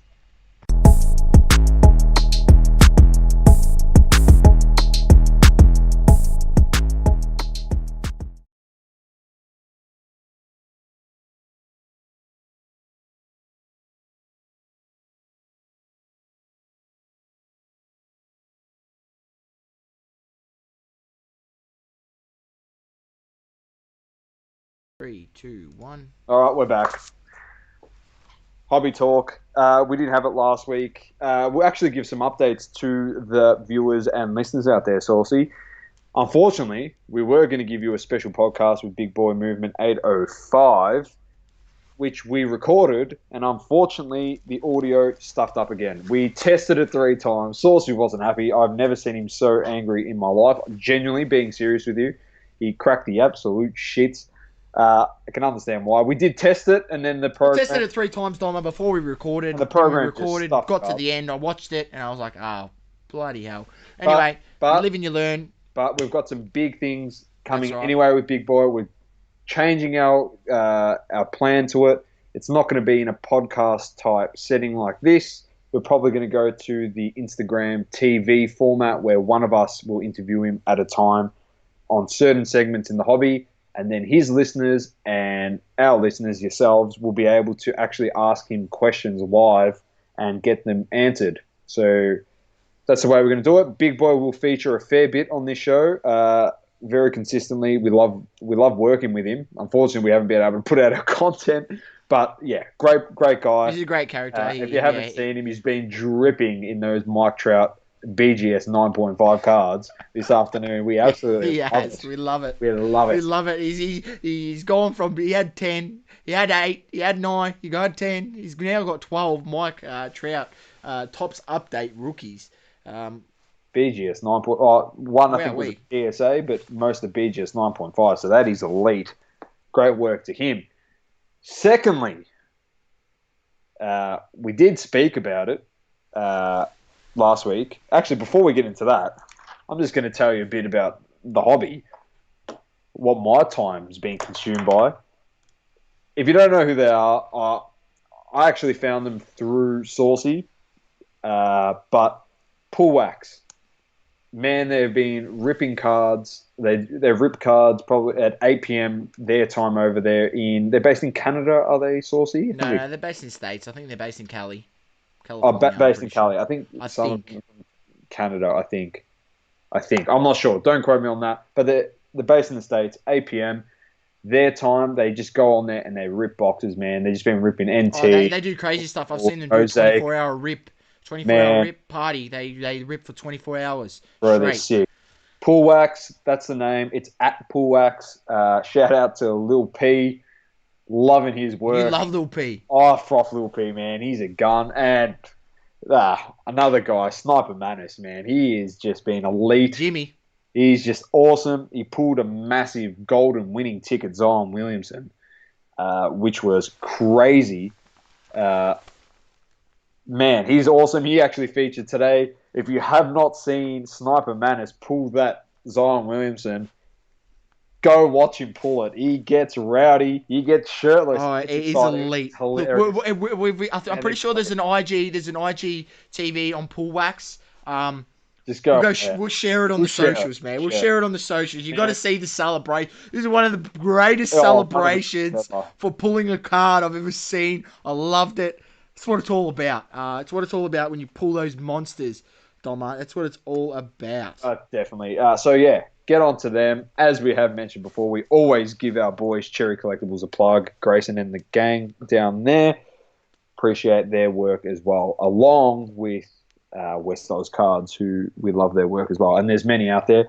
But leading into the topic of discussion for today, Saucy has been fired up. If you don't follow him at Saucy Collectibles, he has been losing his marbles. But I thought, you know what? We're on the pod. We'll just bait him a bit and we'll get him to just lose it on the pod so everyone can actually listen to it. But we mentioned last week in the context of Kendrick Perkins joining the hobby and what we thought was probably the most ployed marketing campaign type situation for PSA. Literally looked like a pay job to get Kendrick Perkins to say some stuff. Saucey, uh, done his own research. He's not too happy. As you know, he comes with the facts, and he kind of wants people to stop sending cards in to get graded. So, Saucy, over to you, mate. I know you're going to get fired up over this, and rightly so, because he makes a valid point. We're not in any way, shape, or form knocking PSA, BGS, or SGC, any of these grading companies. We're just knocking, well, kind of are knocking, but the service, you can't justify pricing over poor service. And trying to take more money and longer wait times to get your cards back when you promise a certain thing as a company, you should be held accountable for what you're meant to provide, which it's not been happening. So, Saucy, over to you, mate. Yeah. So obviously, Domma, you know my sort of my beef with this whole thing.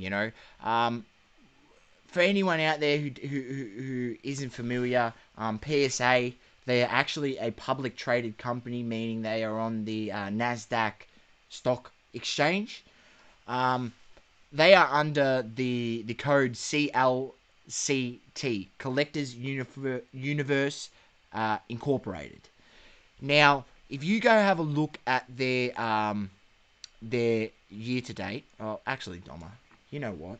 We've got the wizardry here that your big boy Saucy can bring that up. Let's go, If Wizard. you don't mind. So we're going to bring it up. Thank you very much, Yahoo Finance, for allowing us to get this nice graph here.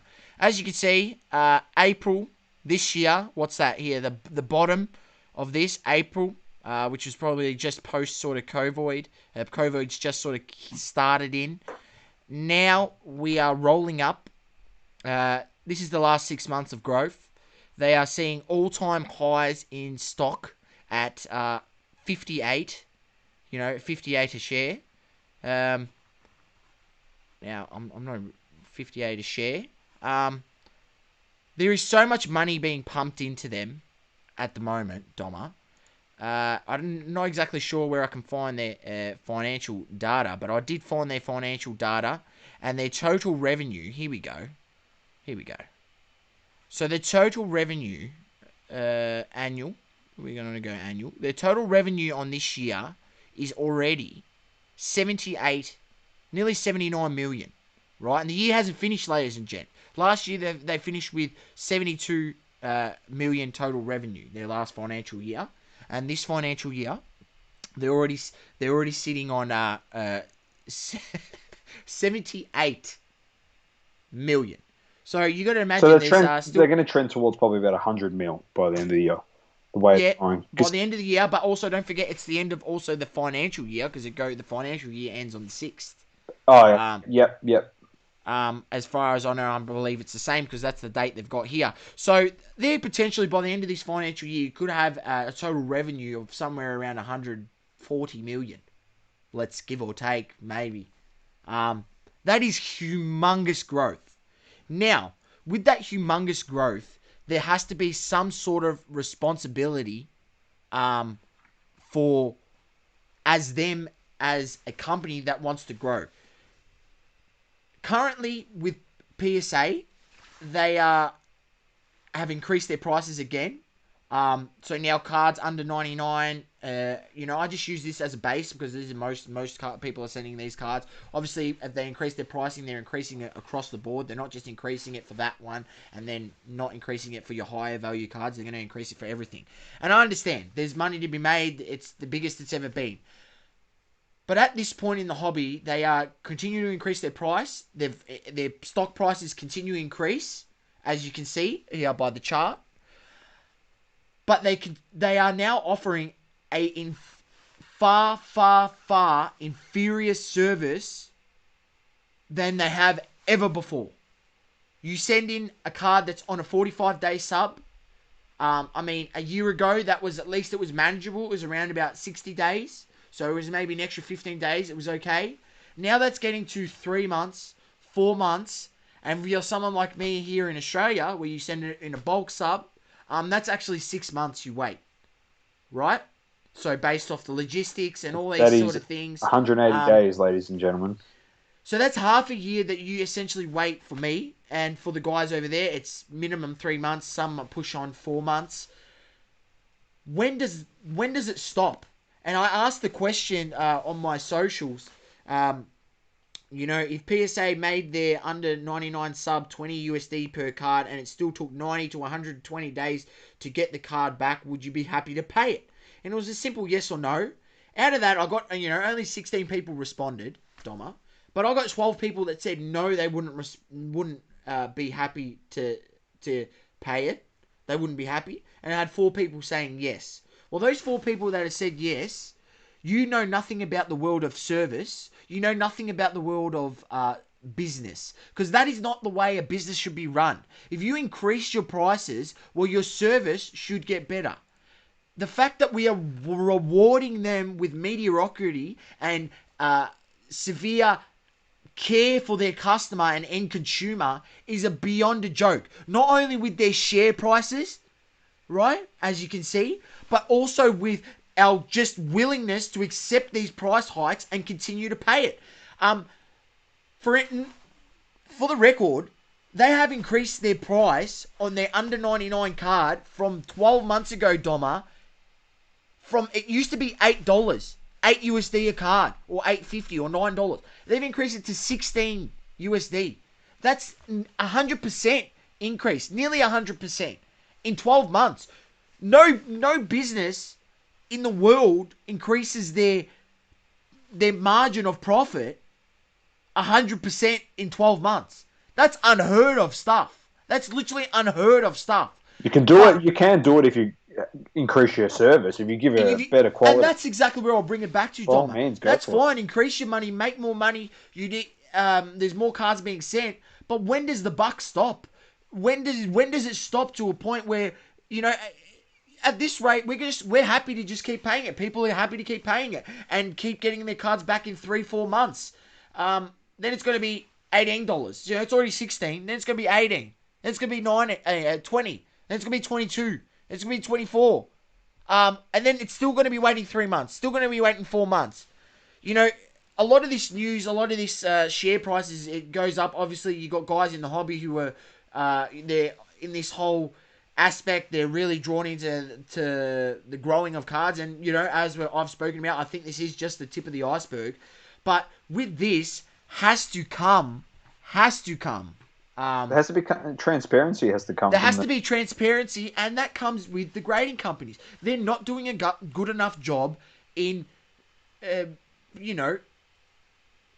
creating a better service for their customers. At the end of the day, if we stop sending cards as hobbyists, flippers, or whatever you do with your cards, they would have no business. Let's just put it this way, right? As well. Like, as a hobbyist, that's fine, because a lot of people just want to grade a card and put it in their PC. But let's go to the flippers, yeah, because the flippers are like money. Who cares? We want graded cards because we sell it. We make double, triple, quadruple the amount, whatever. All right. I'll put it to you this way, from a business mind, because you're a flipper. So technically it's a business. You're buying goods and selling goods at an inflated price, which is what market value is, to make it an increased profit on what you originally paid for the tangible object. I know I'm speaking business terms. That's what happens when you study it and you actually understand it. So this is why we're trying to give you a bit of insight. Let me tell you one thing. PSA raises it to 16. Source has said it before. It's going to get to 18, it's going to get to 20, then it's going to get to 22, then it's going to get to $24 a card for under 99. What happens if the turnaround, it becomes so big and it becomes 120 days in America instead of 60 days, and it becomes 200 days in Australia? But you're a flipper, and in that 6-month period, you want to make a massive gain on investment and you want to capitalize. But what happens in that 6-month period? That they take their sweet ass time because of their shit service, the card absolutely plummets, and you've spent $1,000 on a card going, oh, happy days, I'm going to make 8K out of this easy. And then by the time you get your card back, the card's only worth $50 graded, and it's tanked because everyone's like, "Oh, that card's terrible," because it can happen. We've told you, and we've seen highs, and we keep telling you on a weekly basis. It's such a volatile market in the card hobby because not everything's regulated just yet. It's still in its growth stage, learning with pricing, and like we said, vintage is so low. Now, but we're starting to see that trend change a bit in basketball. What happens if you want to capitalize on your investment? What happens in that 6 months, the 12-month period that you're trying to get your card back? Someone does their knee and it's career ending for that player, and all of a sudden, you've sent like I don't know 20 of that guy's cards out, going, oh, they'll get nines or tens easy, and this is what I'm going to retire on. You're sitting with the bag. And you get them back, and I tell you what, the best thing you can do when you get them back is probably put them in the bin if it's a career-ending injury, especially to a modern guy. What are you going to do then? I'll tell you what you're going to do then. I've got the answer. I've got all the answers. I'll tell you what you're going to do then. You're going to blame PSA and you're going to blame BGS, and then you're going to do what Saucey's doing. Don't send your cards in. This is bullshit. Their service is crap. It's because it hasn't happened to you yet. So you're willing to just cop it on the chin and be like, nah, it's fine. It's fine. It's fine. The longer you let it happen, the worse it's going to become. And the more money PSA make, they go, well, if they're going to keep sending us cards, we can do whatever the hell we want. If you don't see growth in their company, employing more people, educating more people, doing stuff like that. They have done that stuff, and that's probably why some of their their stock and that has gone up. Like they've actually got a new space which they're opening across. But when does it get to a point? When will that even take into account? They've had time. We gave them a bit of grace period for COVID, but they've been up running for 4 months. Since they closed down, and in that time they've been so slow that they've literally only just announced expansion now, and they've been still increasing their prices, and they're still getting worse and worse with service. Like, I just don't get when it's gonna be when it's going to stop. Like, will we ever get back to a point where it's 45 days, it's actually 45 days? Will it get back to a point where you actually, you pay a 10-day and you actually get it back in 10 days, not 20 days? Like, it's such bad business, just the way it's being run. It just irks me so much. But the hobbyists, the flippers, are just happy to cop it on the chin. Just literally happy to cop it on the chin. And I've seen other guys talk on podcasts, bigger podcasts than ours, Dom.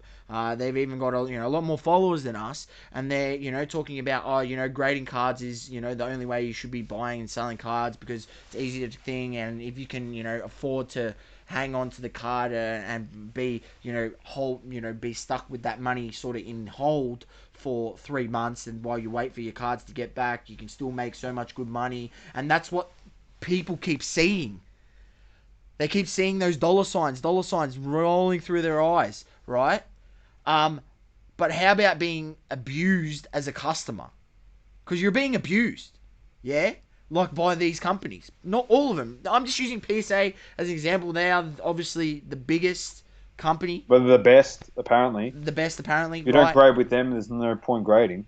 The best, apparently. I mean, I'm not going to say the best. Anyone out there who hasn't seen one of my, I would say good mates on Instagram, Rad Ripper Sports Cards, Domma, will tag him and we'll even share the bullshit, absolute bullshit PSA gave him, giving his Kobe Topps rookie a PSA 2. Mind you, it did have damage, but it was not a PSA 2. So the fact that, this stuff is then happening when you've got all this money being pumped in, them raising their prices, and then them blatantly pretty much looking at this card for 1 second, seeing one damage on it, whacking on a 2, and not taking into account all the other factors that you're supposed to in grading, is a joke. Because now that just proves to me, by seeing stuff like that now, Dom, is just showing to me that they know that they're under the pump. They've got so many cards that they're now not even taking the time to even grade stuff properly. And it's not the first time that we're seeing this sort of stuff. And it irks me with some of their variances that they allow in their grading. Their 60-40 centering, 7-30 centering, top and bottom, 60-40 left to right. It's either centered or it isn't. It's either 50-50 or it isn't. It irks me that they don't, as PSA, don't have half grade between 9 and 10. Why you have an 8.5 and not a 9.5 is beyond me. That's where the perfect opportunity for you as the company to be more transparent, and if not for anything, to actually have your 10s, because then if you actually did that, your 10s would actually be worth the same amount as BGS 10s, Black if not more. labels. Black. If I not reckon that'd more. be the value of a black label BGS if they had a 9.5. Because if you had a That's nine and a the half, then you're ruling out that centering, and then that 10 is just for that perfectly 50-50 centered card. Egyptian card right there. Really slight that minimum. I mean, I've seen so many cards. It's very rare to see a card that's got nothing Nothing. Yeah. on it, Domma. There's always like one little tiny little sort of thing that you can probably pick at if you're so anal. But once you've looked over so many hundreds and thousands of cards like I have, that you want to potentially send in at some point, grading and make have a look at them under a microscope and light, not microscope, magnifying glass and light. That's where you have that potential, man, and Oh they no. don't do it, and it's frustrating, and it's all the companies. Yeah, BGS is abusing us as well, so I'm not going to just sit here and I slate PSA the most because they are the popular, but it just kills me that so much money is being pumped into these guys. You got your highest ever stocks, highest ever revenue, most you've ever charged to grade cards, but offering the worst service you can ever offer. Work that one out. Be better PSA, be better BGS, be better SGC, and hobbyists and flippers out there, stop sending your cards in. These guys are literally taking us for granted. They are taking us for granted. There you go. You heard it.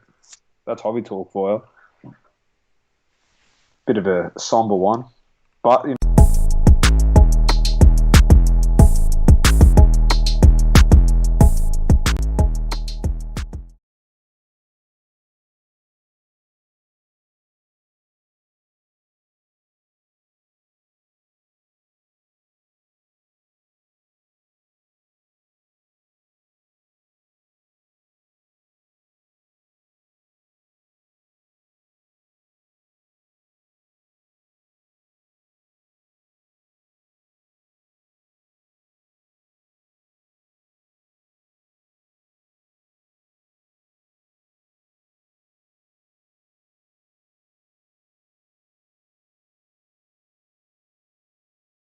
3, 2, 1. all right, we're back. Just before we get in Sauceys Smokey, hobby talk. It wasn't. It's just it had to be said, mate. Saucy's being out on it. It's just things like that. It just is. It just doesn't reflect well on the business. I understand the hype and stuff, so people were so like one-minded, and you got to be transparent when you look at everything, in my opinion. But that's my opinion. You take it for what you wish. Now we've got Saucy Smokey, the most anticipated segment of the show, and he's got a ripper. Does he have a ripper? Here we go. Absolute blinder, Domma. Get Absolute into blinder. it. This Let card me is let me alleged. let me just bring up the stuff. Let me just bring up the works here. Let me just bring it up. Actually, let's go back to here. Bring up the calculator so I can do a few quick calculations. All right, Domma. Now, you know how much I love vintage, Domma. You know how much I love vintage, and I bring it back. When you look back potentially in 10 years, 15, 20 years time, maybe you put this away, this card, and you look back, and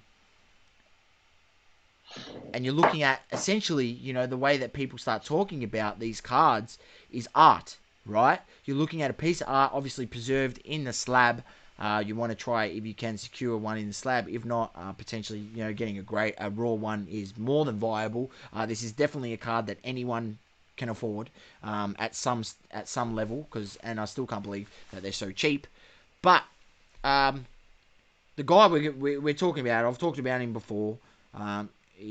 His NBA hoops card, which I talked about on the very first podcast, I believe, is still undervalued. Still undervalued, if you ask me. You're still sleeping on it. Criminally undervalued. And here's another one for you. He's 1996 Skybox Z Force Kobe Bryant rookie card. the thing is absolutely criminally undervalued. We're just going to switch it over here to the card ladder screen where we've got the We card love ladder card on ladder. here. Very nice card ladder. And thank you for providing us with these beautiful graphs. We love it. There you see it there. That card there, ladies and gentlemen. The Skybox Z-Force, Kobe Bryant, rookie. I mean, pop report, total of 202.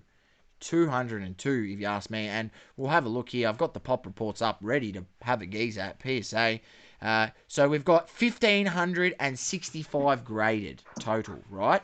So that's out of that, there's 202 tens. So you take that number, 202, you divide that by 1,565. That gives us 13% Domma. That means out of 100 cards that get sent in of this card, 13 of them only get a 10.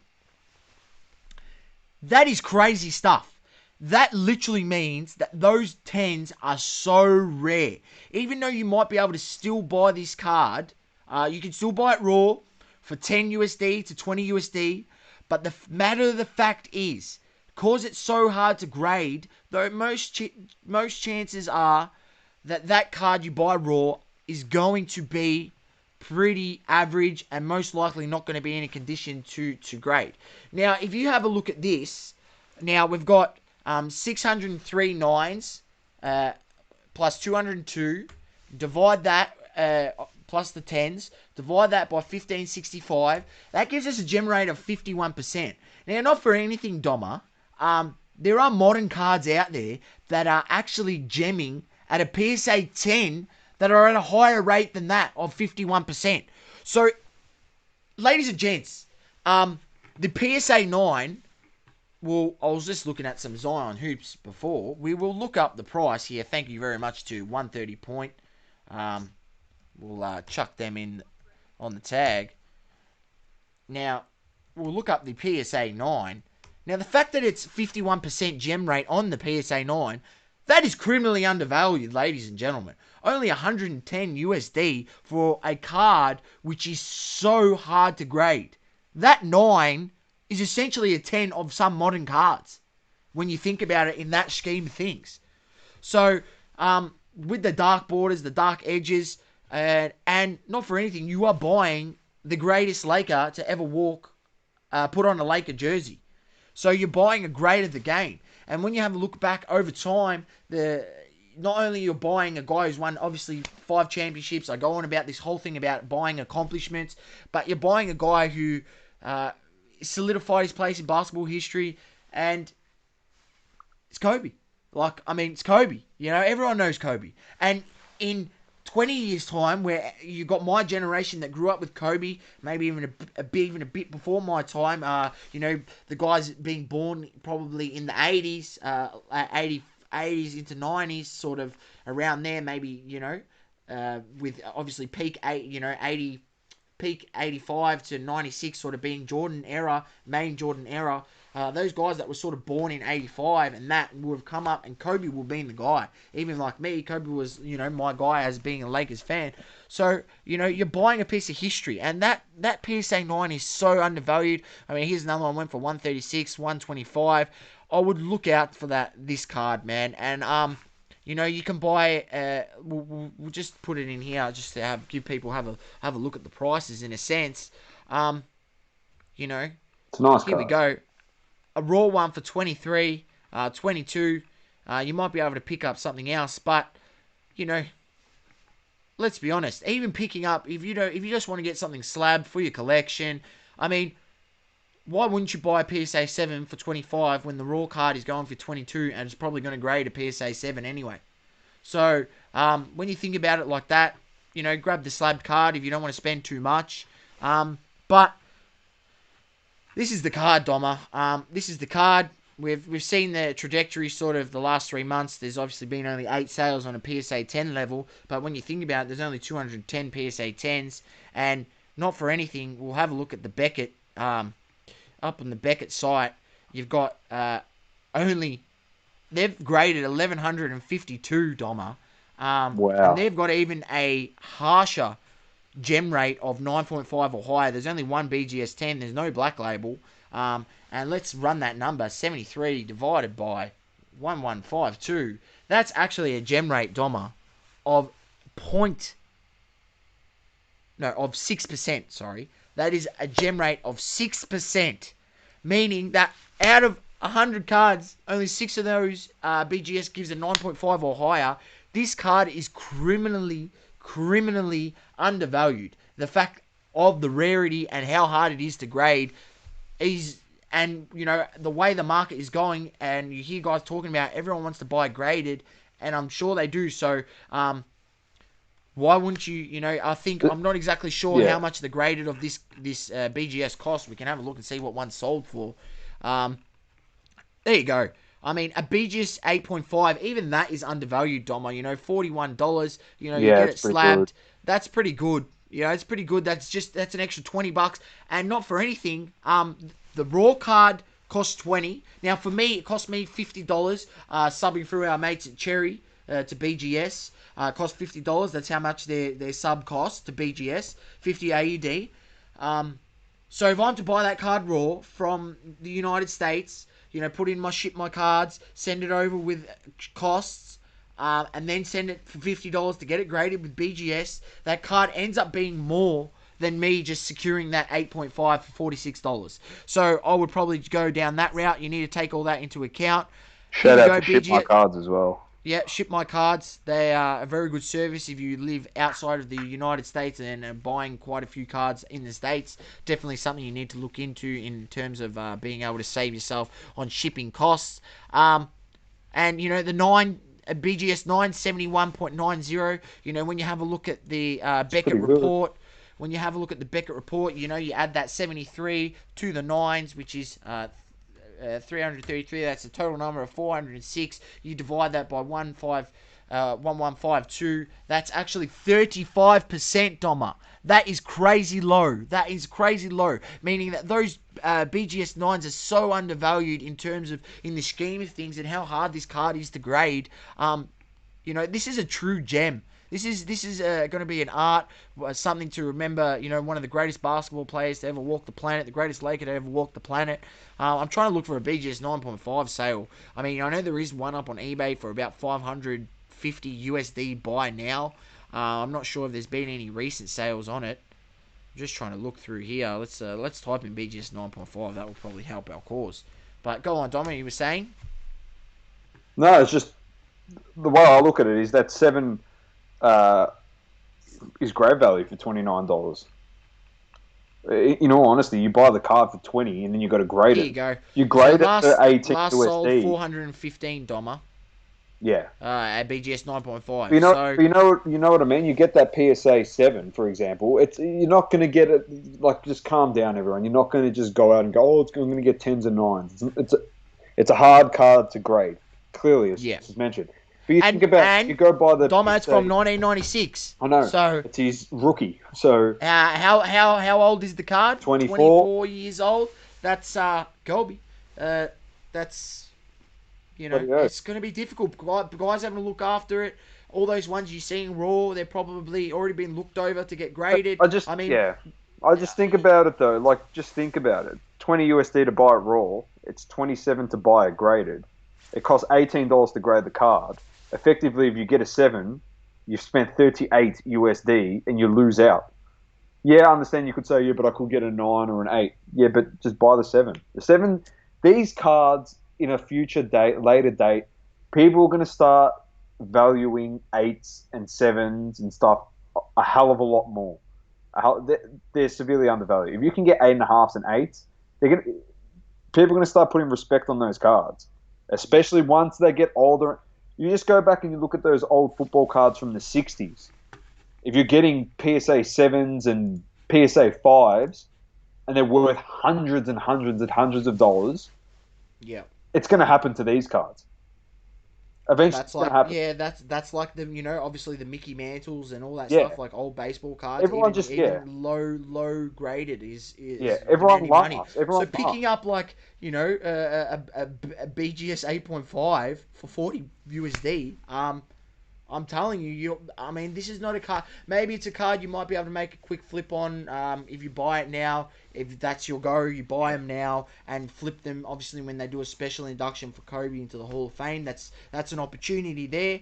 But personally, I'm a Kobe collector, so I'll be holding on to mine, and I'll be putting it away because I actually think these at some point, these Kobe cards are going to be sort of looked at the way that maybe not in the same thing because Jordan's considered the GOAT, but the way that those 86 Jordan cards, I mean his Fleer and that sticker card, rookie card are looked at, rookie sticker, and his 86 Fleer is looked at, and some of his other cards which demand value his rookie cards still. So, and this is a nice looking card. It is a nice looking card. Mind you, you can get a Z-Force Michael Jordan as well. So Hey, look, it is out there as well. Not for anything, Domma. There, I think that might be one of upcoming. Sauceys Smokey. I have to do a bit of research on him. Yeah. But yeah, it could be potential for that. It's another one. So there you go. There's Sauceys Smokey, another edition of it. Fantastic. Well, there you go. Wraps up another pod, mate. We'll continue to bring you content across socials and updates and Insta story. We are now on TikTok, and we're posting some of our in the spotlight on there. Sauceys Smokey, bit of price comps, but we've got a few new things coming, as we did mention, with clips and stuff, and yeah, look forward to bringing that to you. So that's another pod down, and 1,000 more to go, mate. Massive. 1,000 more to go. Anyway, massive stuff, and hopefully in the next pod, I can have a big grin on my face. Lakers champs. Yeah, you will, mate. You will. You'll have your grin on your face on Saturday when we go live. Anyway, take it easy. Keep living, loving, and breathing sport. It's been your boy Domma with the great man, Saucy. It's double coverage. Peace out. Peace out, ladies and gents. Thank you for tuning in. Please subscribe on YouTube and your favorite podcasting app. Also, if you could please leave us a review on Apple Podcasts, that would be awesome. Don't forget to follow us on socials at DBL_coverage_ on both Instagram and Twitter to join in with your opinions.